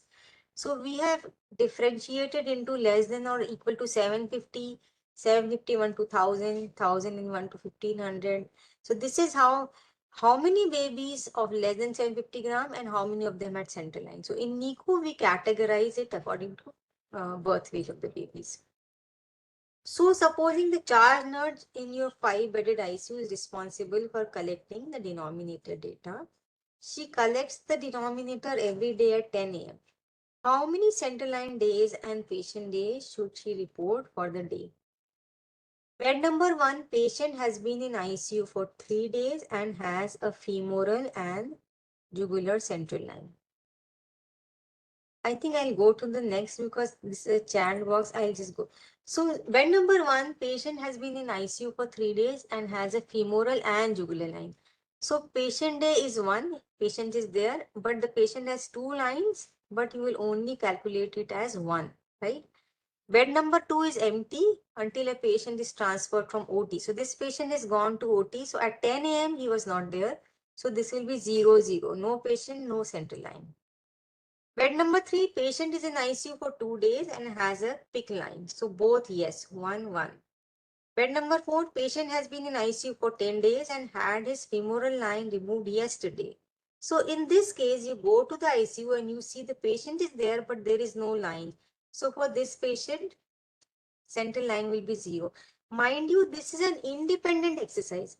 Here we are not bothered whether this line was more than for 2 calendar days or it was removed yesterday or today. This denominator data is independent of the fact that which patient is having a BSI, which is not having a BSI. This is an independent denominator. This is like a census you are doing. Okay, so here it has to be physical presence of a line and physical presence of a patient. So although this line was removed yesterday, this becomes no central line. Okay. So don't confuse between a CLABSI criteria and this criterion. Bed number 5, the patient on this bed was discharged at 8 a.m. So at 10 a.m. there was no patient. So today for this day, the total patient day becomes 1, 2 and 3. 3 patient days, and central line becomes 2. Okay, only 2 central lines. Okay, that is how you fill the denominator data. So coming to how to bring this into perspective, because you have done surveillance, now you want to really understand what is the use of all this surveillance. We do surveillance in order to understand the rates for bloodstream infection, and that is why for bloodstream infection, it's very important to know 2 rates. That is the bloodstream infection rate. It is the total number of BSI per 1000 patient days, and that is why we take this denominator data. Okay, patient days. So how many BSI per 1000 patient days? CLABSI rate are the number of central line associated bloodstream infection per 1000 central line days. Okay, so here the denominator is central line days, and device utilization ratio is the proportion of patient days that are also central line days. So you have 3 ICUs. One is a medical ICU, surgical ICU, and pediatric ICU. In a particular month, you find there are 3 CLABSIs in medical ICU, 4 in surgical ICU, and 9 in pediatric ICU. Now, looking at a glance, you will find that there's something wrong with pediatric ICU. There are 9 episodes, and medical ICU has 3 episodes. But this information alone will not give you any information. What you really want to know is how large is the ICU and what are the rates. So now you know that medical ICU has 10 beds, surgical ICU has 10 beds, and pediatric ICU has 30 beds. So the pediatric unit has high CLABSI numbers, but it is also much larger. Now I tell you that the central line days for this month were 200 for medical ICU, 275 for surgical, and 800 for pediatric ICU. Can you find the rate of CLABSI? CLABSI is number of episodes divided by central line days into 1000. Okay. So this is the rate of CLABSI. Number of episodes of CLABSI divided by central line days into 1000. So when you divide this and multiply by 1000, you find that actually the situation is opposite. The medical ICU had the highest rate and the pediatric ICU has the lowest rate of central line associated BSIs. So units that have high central line usage are also likely to have high CLABSI rates. Okay. So one can remove unnecessary central line lay rates, and that is how you can reduce CLABSI rate. You can also ascertain another index, which is the device utilization ratio, to understand what is the kind of device utilization that is happening in the ICU. So device utilization ratio is number of central line days divided by number of patient days. So this is the number of patient days, and that's why we are collecting 2 denominator data. And you find that in pediatric ICU, the device utilization was very high, 0.9. That means 94% of patient days were also device utilization, device days. So the maximum device utilization is 100. That means all the patients are always on lines. So the attention should be to reduce the device utilization as far as possible. So we find that in medical ICU, the device utilization is lowest. Even then, the rates are highest. And in pediatrics, the device utilization was very high. Even then, their rates were low. So actually, the pediatric ICU was doing very well. Okay. So surgical ICU has a high CLABSI rate and also high device utilization. So maybe we can consider an intervention to remove unnecessary central line. Pediatric ICU had the lowest CLABSI rate but high device utilization. So maybe we can consider an intervention to remove some lines and we can further reduce the CLABSI rate. Medical ICU, the problem is something else. Their device utilization is low, but their CLABSI rates are high. So maybe something else is going wrong, that the insertion practices or maintenance practices are not correct. So that is how you interpret your data. So this is our website in which you can download all the forms and PowerPoints and start doing. Somebody has written that we need a longer break. I'll just give you 5 minutes break because we'll finish off this protocol. Urinary tract infection will just take half an hour for me. So we'll take a 5 minutes break. This is the worksheet which we'll give you. So I request you all to please fill this for every bloodstream infection or blood culture positive that is received in your lab. Then you will not, miss out any case. So I'll start in another 5 minutes, and by 2:15, I think we should finish with today's program.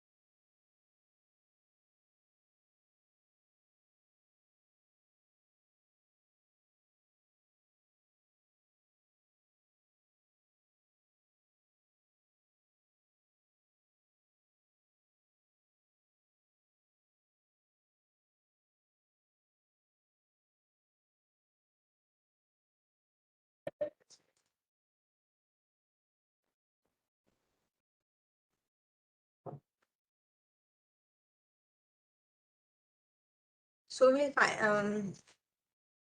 start with the next session, that is urinary tract infection, and I'll try to finish it because basically it is just a repetition of what we have been discussing since morning. So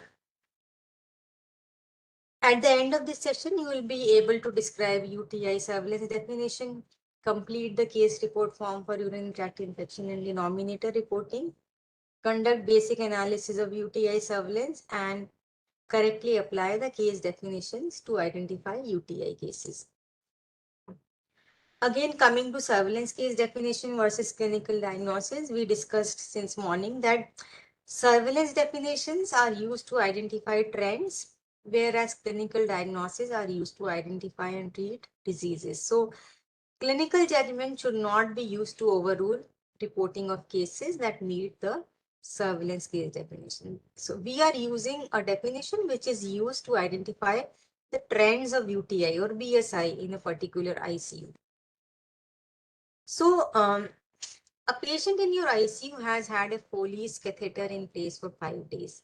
She develops fever and dysuria, and a urine culture glows Candida albicans, Klebsiella pneumoniae, Enterococcus faecium, and Lactobacillus species. According to our definition, this does not meet the UTI surveillance case definition because 4 organisms are growing. The ICU physician believes that this is a catheter-associated UTI and wants you to report the case to the surveillance network. What would you respond? So you need to explain to the clinician the need for standardization across hospitals and the difference between surveillance definition and clinical infection. So the clinician may treat this patient, remove the Foley's or do whatever, but you will not report this because we are using a standardized definition. So coming to the key definition, again, this surveillance system tracks microbiologically confirmed UTI only. So again, we need the participating hospitals to have a microbiology lab that can perform quantitative urine culture and also identify organisms to the species level. There are some surveillance definitions which rely on non-microbiologically confirmed UTIs, but we are not using that for network. This network is because in many hospitals, the microbiology capacity is good. I understand that in many district hospitals, this may be a limitation because it's a microbiology definition, and if the labs are not there, so probably they will have to wait or strengthen their laboratories before they can undertake this surveillance definition in their hospitals.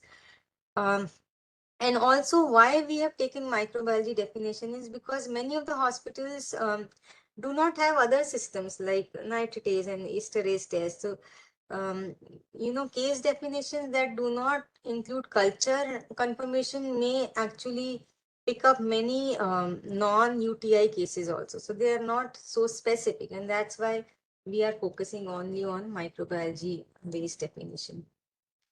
So for our definition, we must have a clinical sign or symptom of UTI, and the patient must have a positive urine culture with high levels of bacteria. So, and urine must not be contaminated. So the laboratories must be able to produce quantitative results of urine culture in order to use them for surveillance. So when we say high CFU, we mean more viable bacteria. That's how we report in microbiology. Okay, so generally we take 10 to the power 5 CFU as the cutoff point in our surveillance network. So a single urine culture with more than 2 organisms identified is regarded as contaminated culture and is not used in our UTI surveillance. So if one sample grows Klebsiella pneumoniae, E. coli, Cytobacter friendai, isolated from a urine culture on September 1, this should be considered as a contaminated urine and not to be included. But if more than 2 organisms are isolated over multiple urine culture, like it happens for BSI, that there is one organism and then after some time, during the event time frame, there is another culture, you have to include that in the same case report. So if Klebsiella pneumonia and E. coli are isolated from a urine culture collected on September 1, and Cytobacter friendai is isolated from a urine culture collected on September 5, since neither of the urine culture had more than 2 organisms, both should be investigated and included for UTI surveillance. Now, a major difference between the other surveillance network like the US CDC, NHSN and our surveillance is that you know that NHSN does not include Candida in their surveillance, in their UTI surveillance, because of the question of colonization versus 2 infection. But in our surveillance system, we include Candida species because when we started the surveillance in 2015, we really did not know what is the profile of Candida. We were actually unclear about the pathogen distribution in India. So we thought that we should actually include all cases, do a sub-analysis and see where we stand. And that is why we do include Candida. And there was one query in the last session about Candida. So just to clarify, we report Candida in UTI also. The clinicians will not treat, of course, but for our surveillance, we include Candida species. And of course, we include Candida in the blood. So to answer that query, Candida is included both in blood and urine. So which of the urine culture can be used for UTI surveillance? In 10th October, there is a mixed flora. 12th October, there is E. coli, consider that it's 10 to the power 5. 14th October, E. coli, Acinetobacter baumannii and Lactobacillus species. And 15th October, Candida albicans and Klebsiella pneumoniae. So to answer that, both 12th and 15th will be included because as I said, we are including Candida albicans also in our network. So a single urine culture with more than 2 organisms is considered contaminated and we are not included in the surveillance.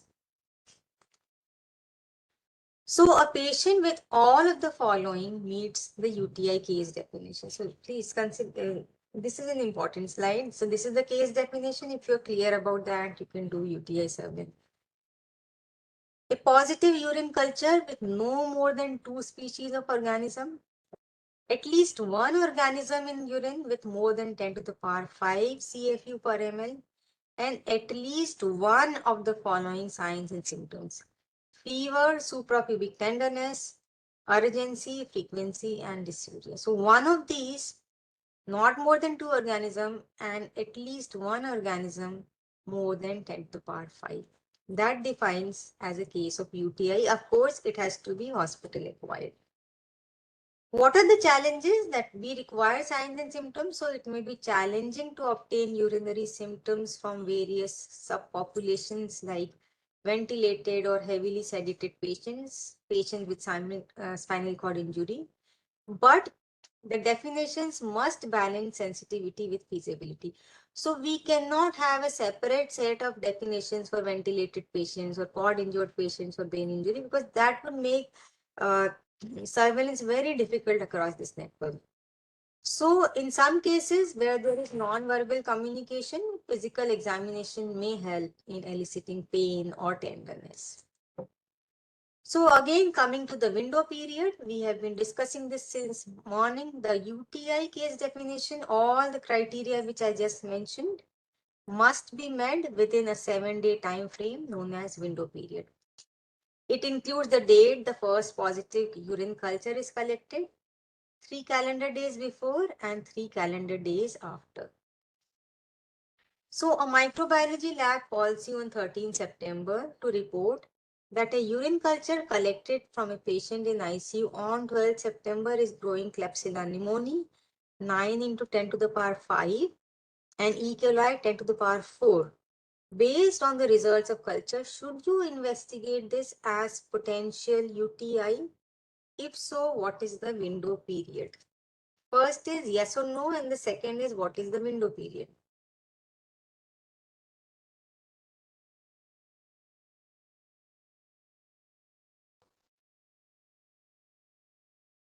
Okay, so it should be investigated because there are 2 organisms. One is more than 10 to the power 5. Of course, E. coli is less, but one is more than 10 to the power 5. Window period, because the sample was collected on 12 September. Window period will be built around 12 September, going back 3 days, coming forward 3 days. So 9th to 15 September will be the window period. Then the next term is the date of event. The date of event is the date when the first element used to meet the UTI case definition occurs for the first time within the window period. So we know the window period 9 to 15. Now all the case definition must occur within this. So if the urine collection occurs before signs symptoms, the date of culture collection becomes the date of event. If signs and symptoms appear before collection of urine culture, then they become the date of event. So you review the chart of the patient in the previous example and find that the patient had complained of urinary frequency on 10th September and suprapubic tenderness on 14th September. The patient now meets the UTI case definition. What is the date of event for this UTI?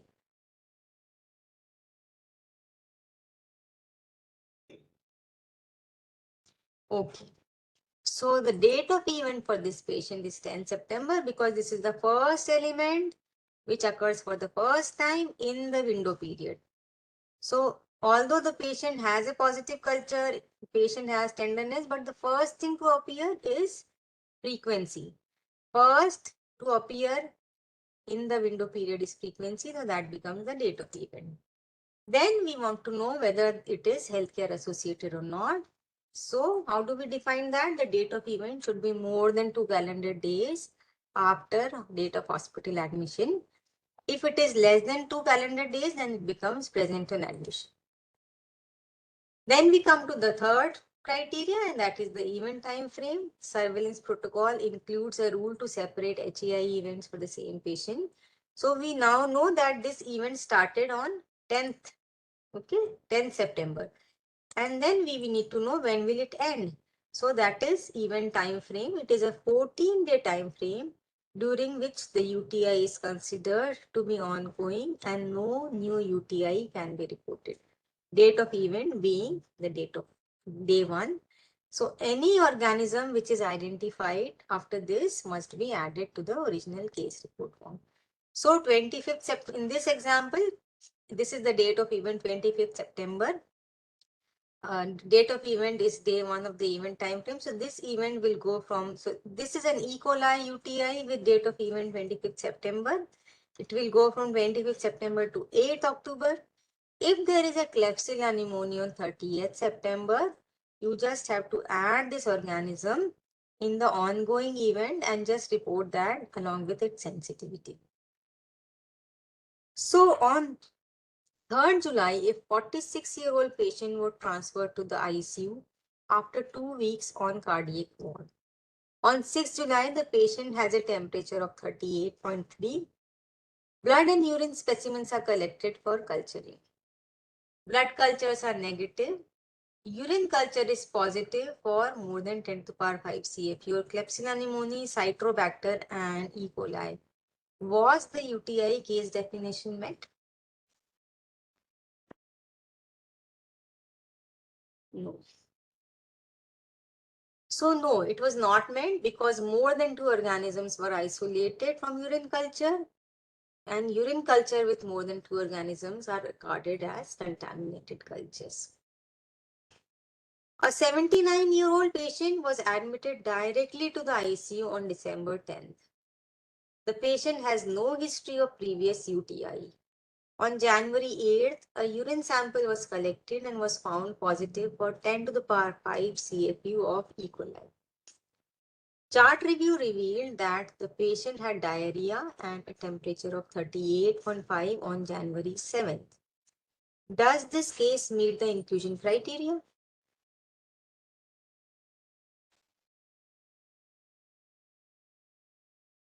Some people are writing no. Let me clarify.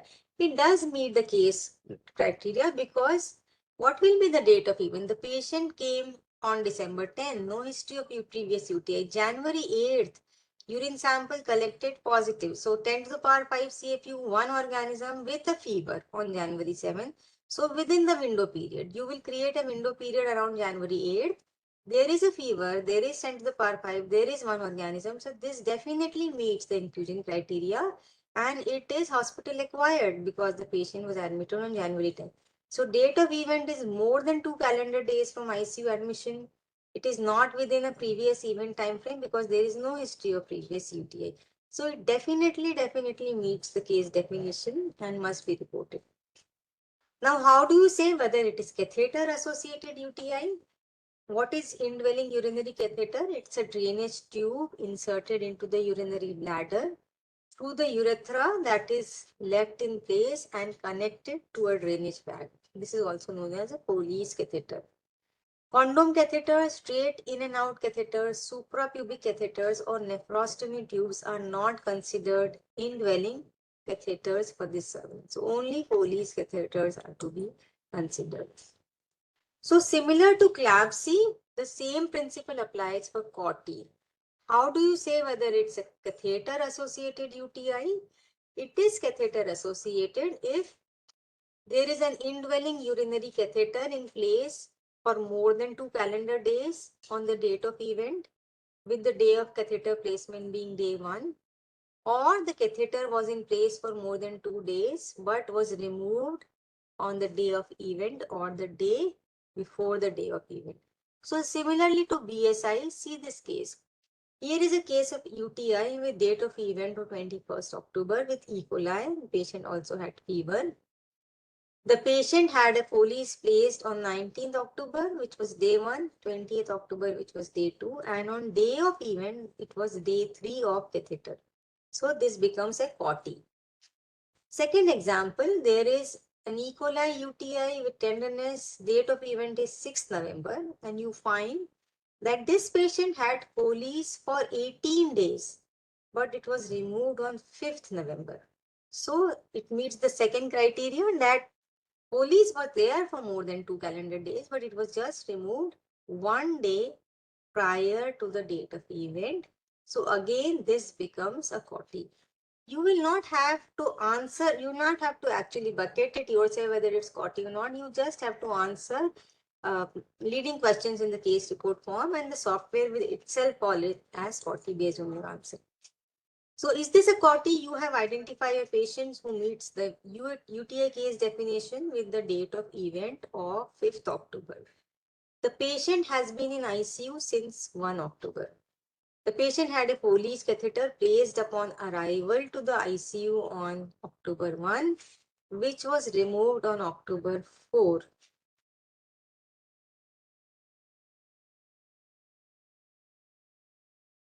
Somebody is writing no. Just to reiterate, it is a yes. Why? Because the urinary catheter was in place for more than 2 calendar days. It was put on 1st October, which is urinary catheter day 1, day 2, day 3.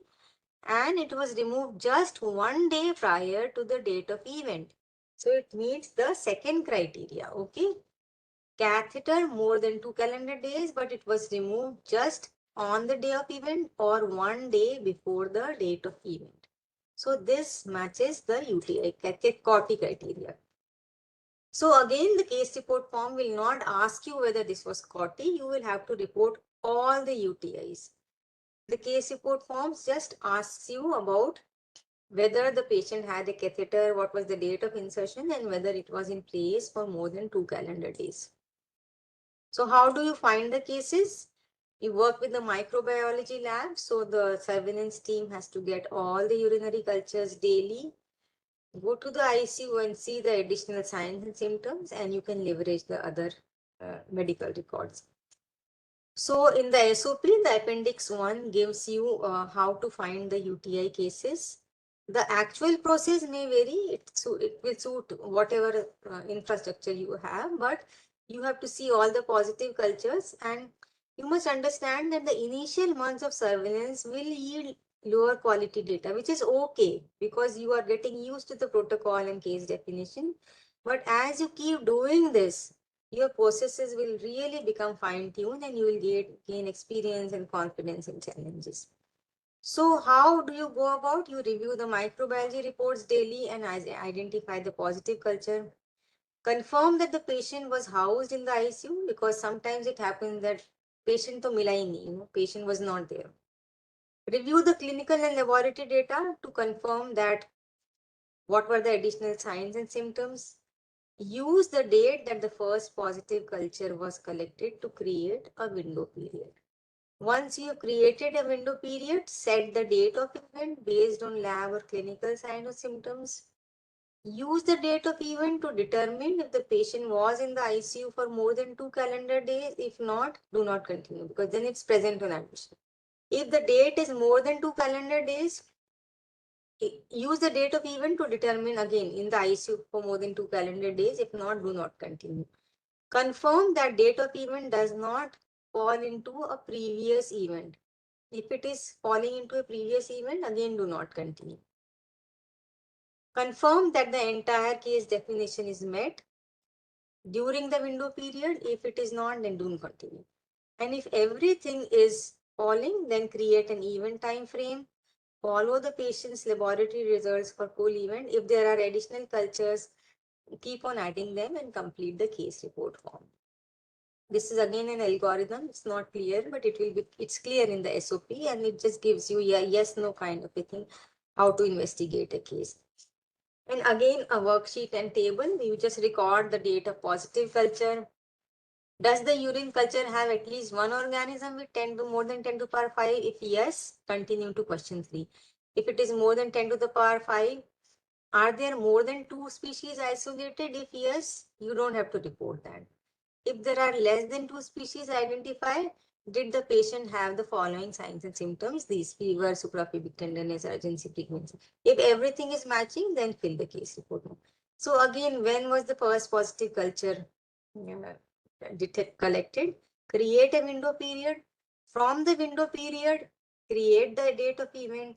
From the date of event, create the event time frame. So it's very mechanical that after one after another, you just start creating the time frames. So coming to the case report form, again like the BSI part, the first part just captures the basic demographic data.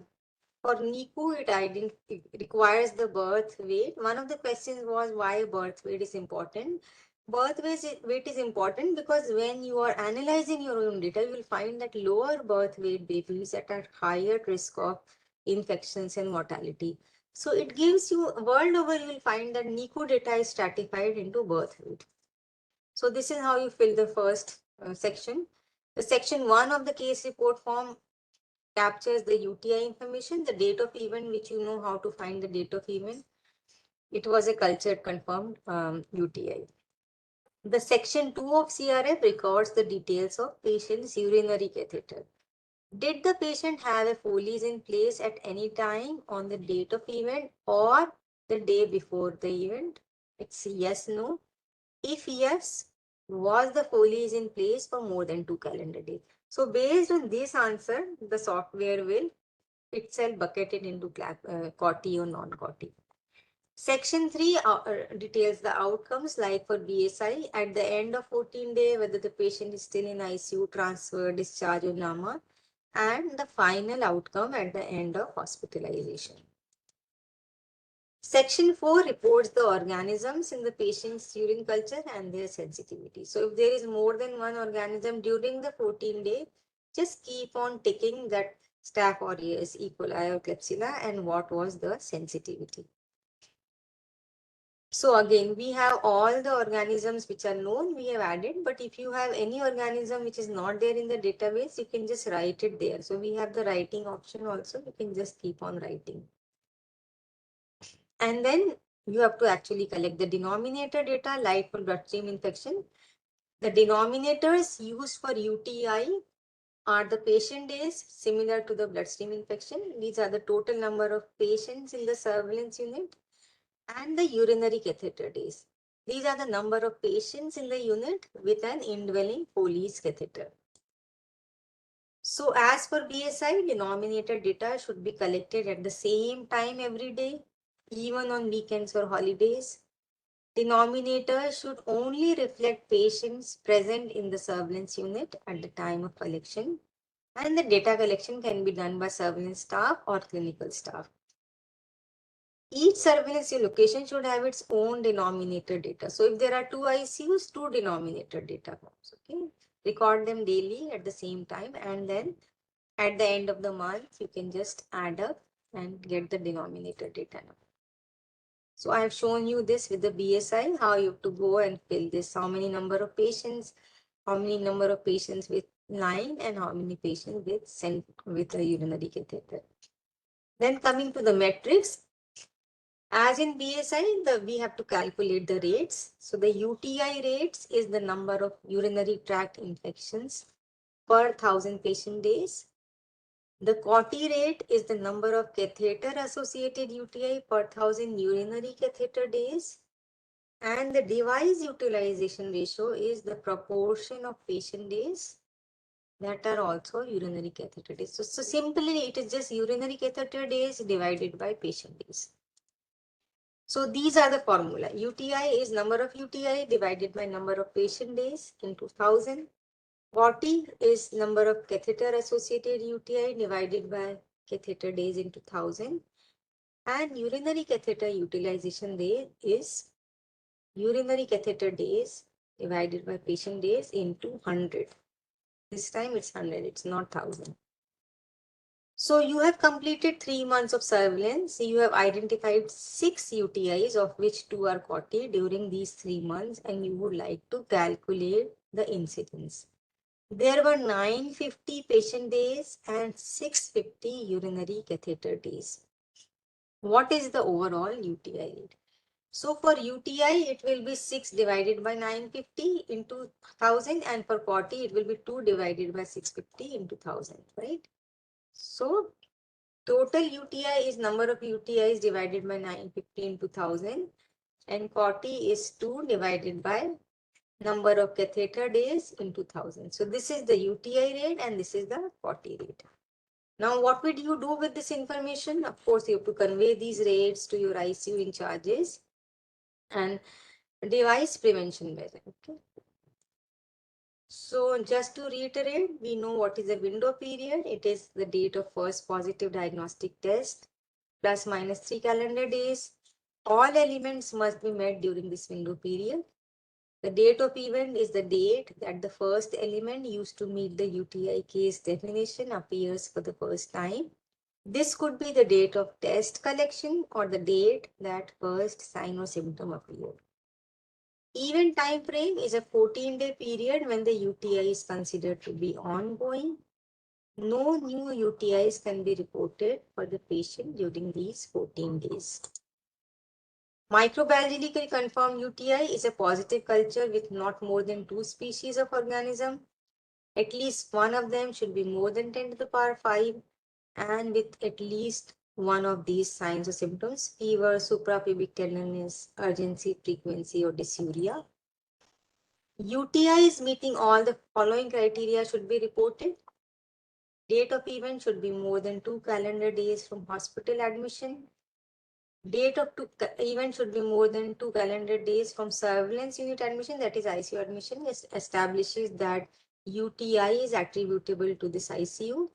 And date of event does not occur within the event time frame of a previously identified HAIs.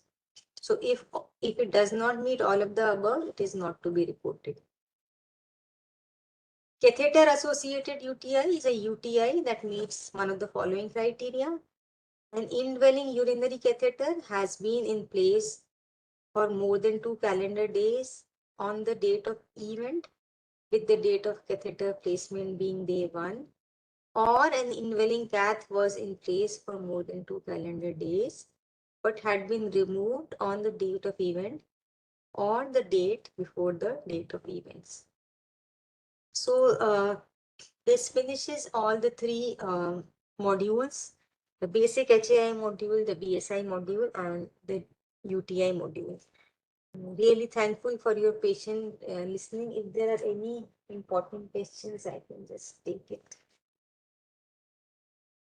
So the first question is, why are we not including patients in the ward? Why only ICU? I have told in the first segment only that this whole exercise is a very, very intensive, manpower driven, labor intensive practice. If you really follow it properly, even in one ICU, I think you have done a big job. If you have a 2000 bedded hospital, how can you follow up every patient every day? So it's not possible and it's not advisable to do that. Also, we are focusing on devices. So not every patient in the ward will be on devices. So you will be wasting a lot of time doing little work. Second, is it possible to do surveillance for wards or labs? I don't think that's a question in itself. We are not doing surveillance for wards, and there's nothing like surveillance for labs. Should we add 2 different sites in definition? I'm not very sure about that. I think 2 different, I'm not very sure what is Dr. Soumya Sahu. Dr. Soumya Kanta Sahu has asked, should we add 2 different sites? If you can just put it in the chat box, I didn't understand that.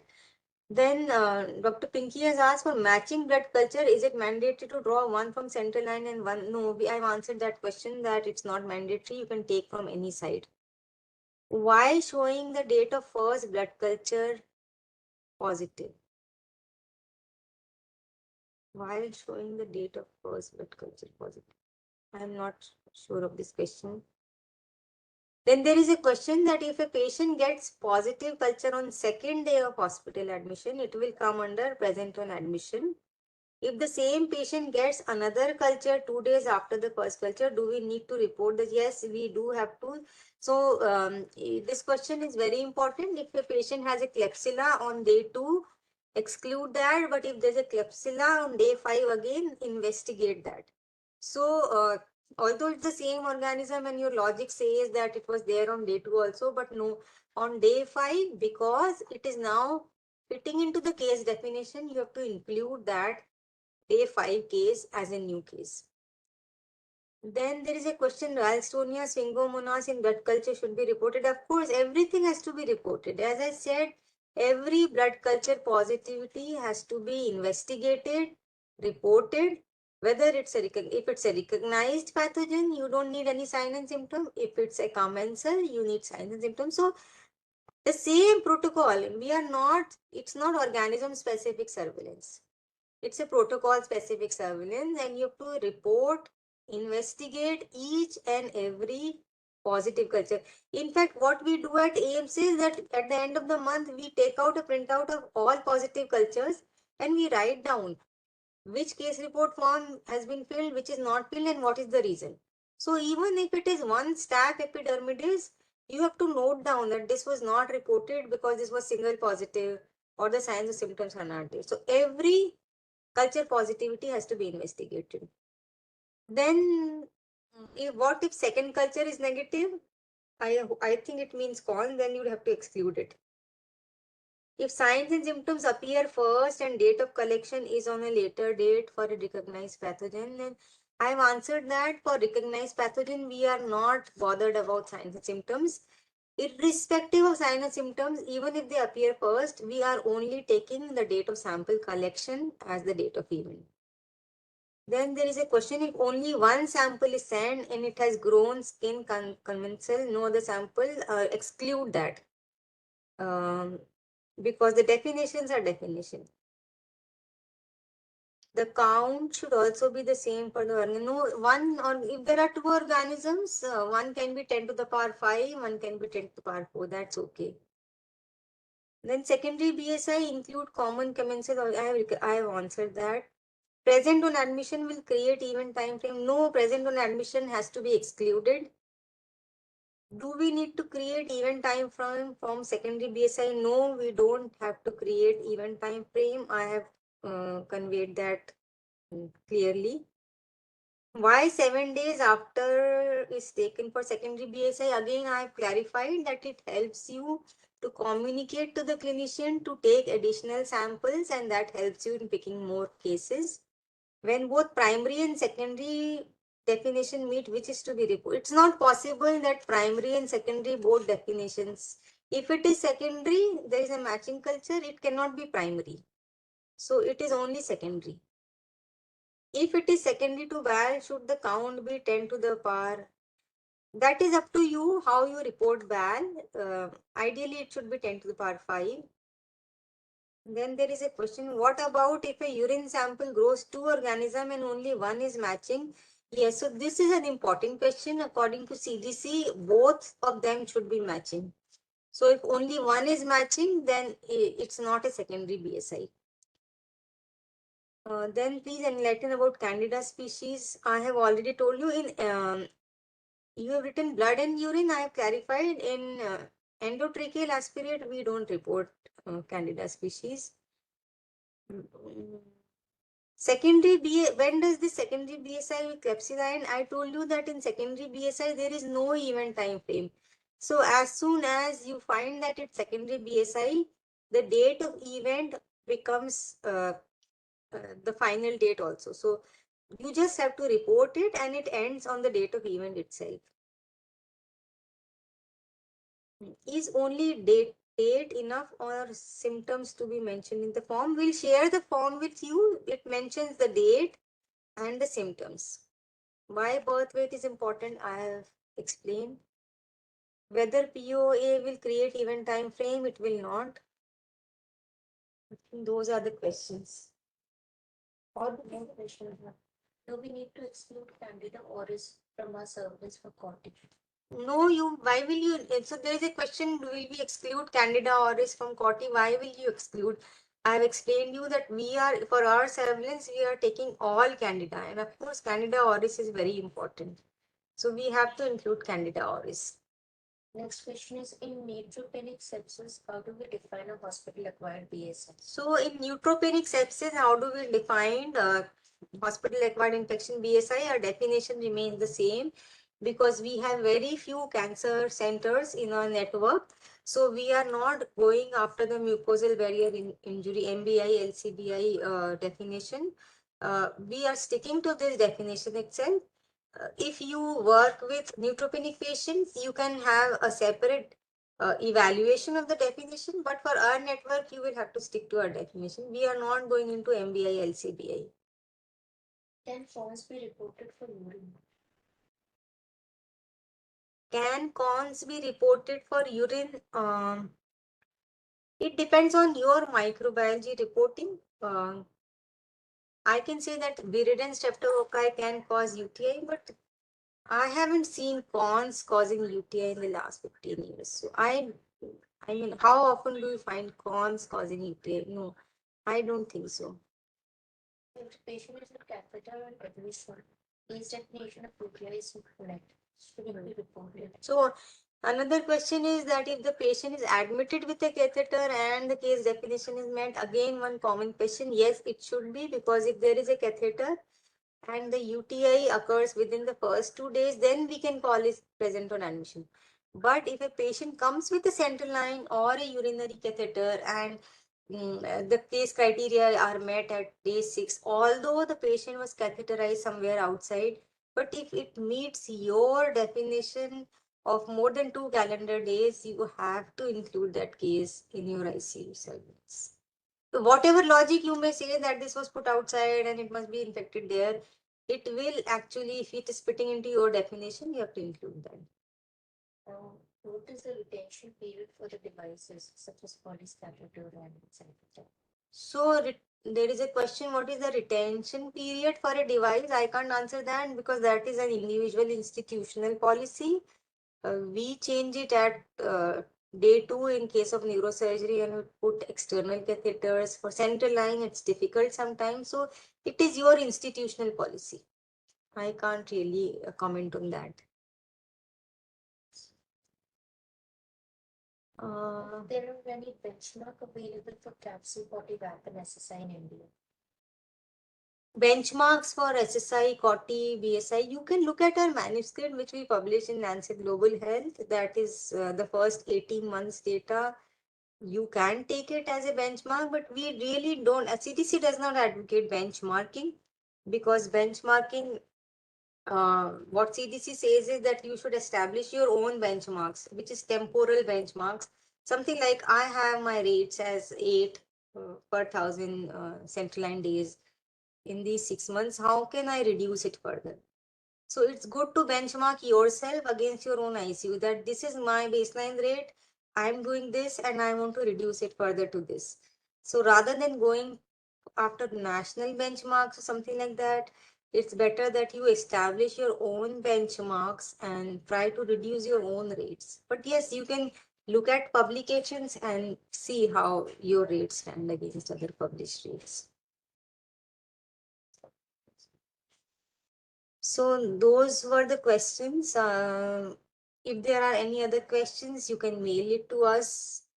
And we will be, after the end of the 2-day session, we will be giving you certain case scenarios and case report forms and worksheets. We would ask you to fill them up and send it to us, and then we will give you with a certificate for participation. So thank you so much for joining in today, and we meet at 10 tomorrow. So again, we'll be meeting at 10 a.m. tomorrow for surgical site infection, ventilator associated pneumonia, and demonstration of the database. Thank you so much. Thank you, the NHSRC team, for really making this happen at such a short notice and hosting this. Thank you so much.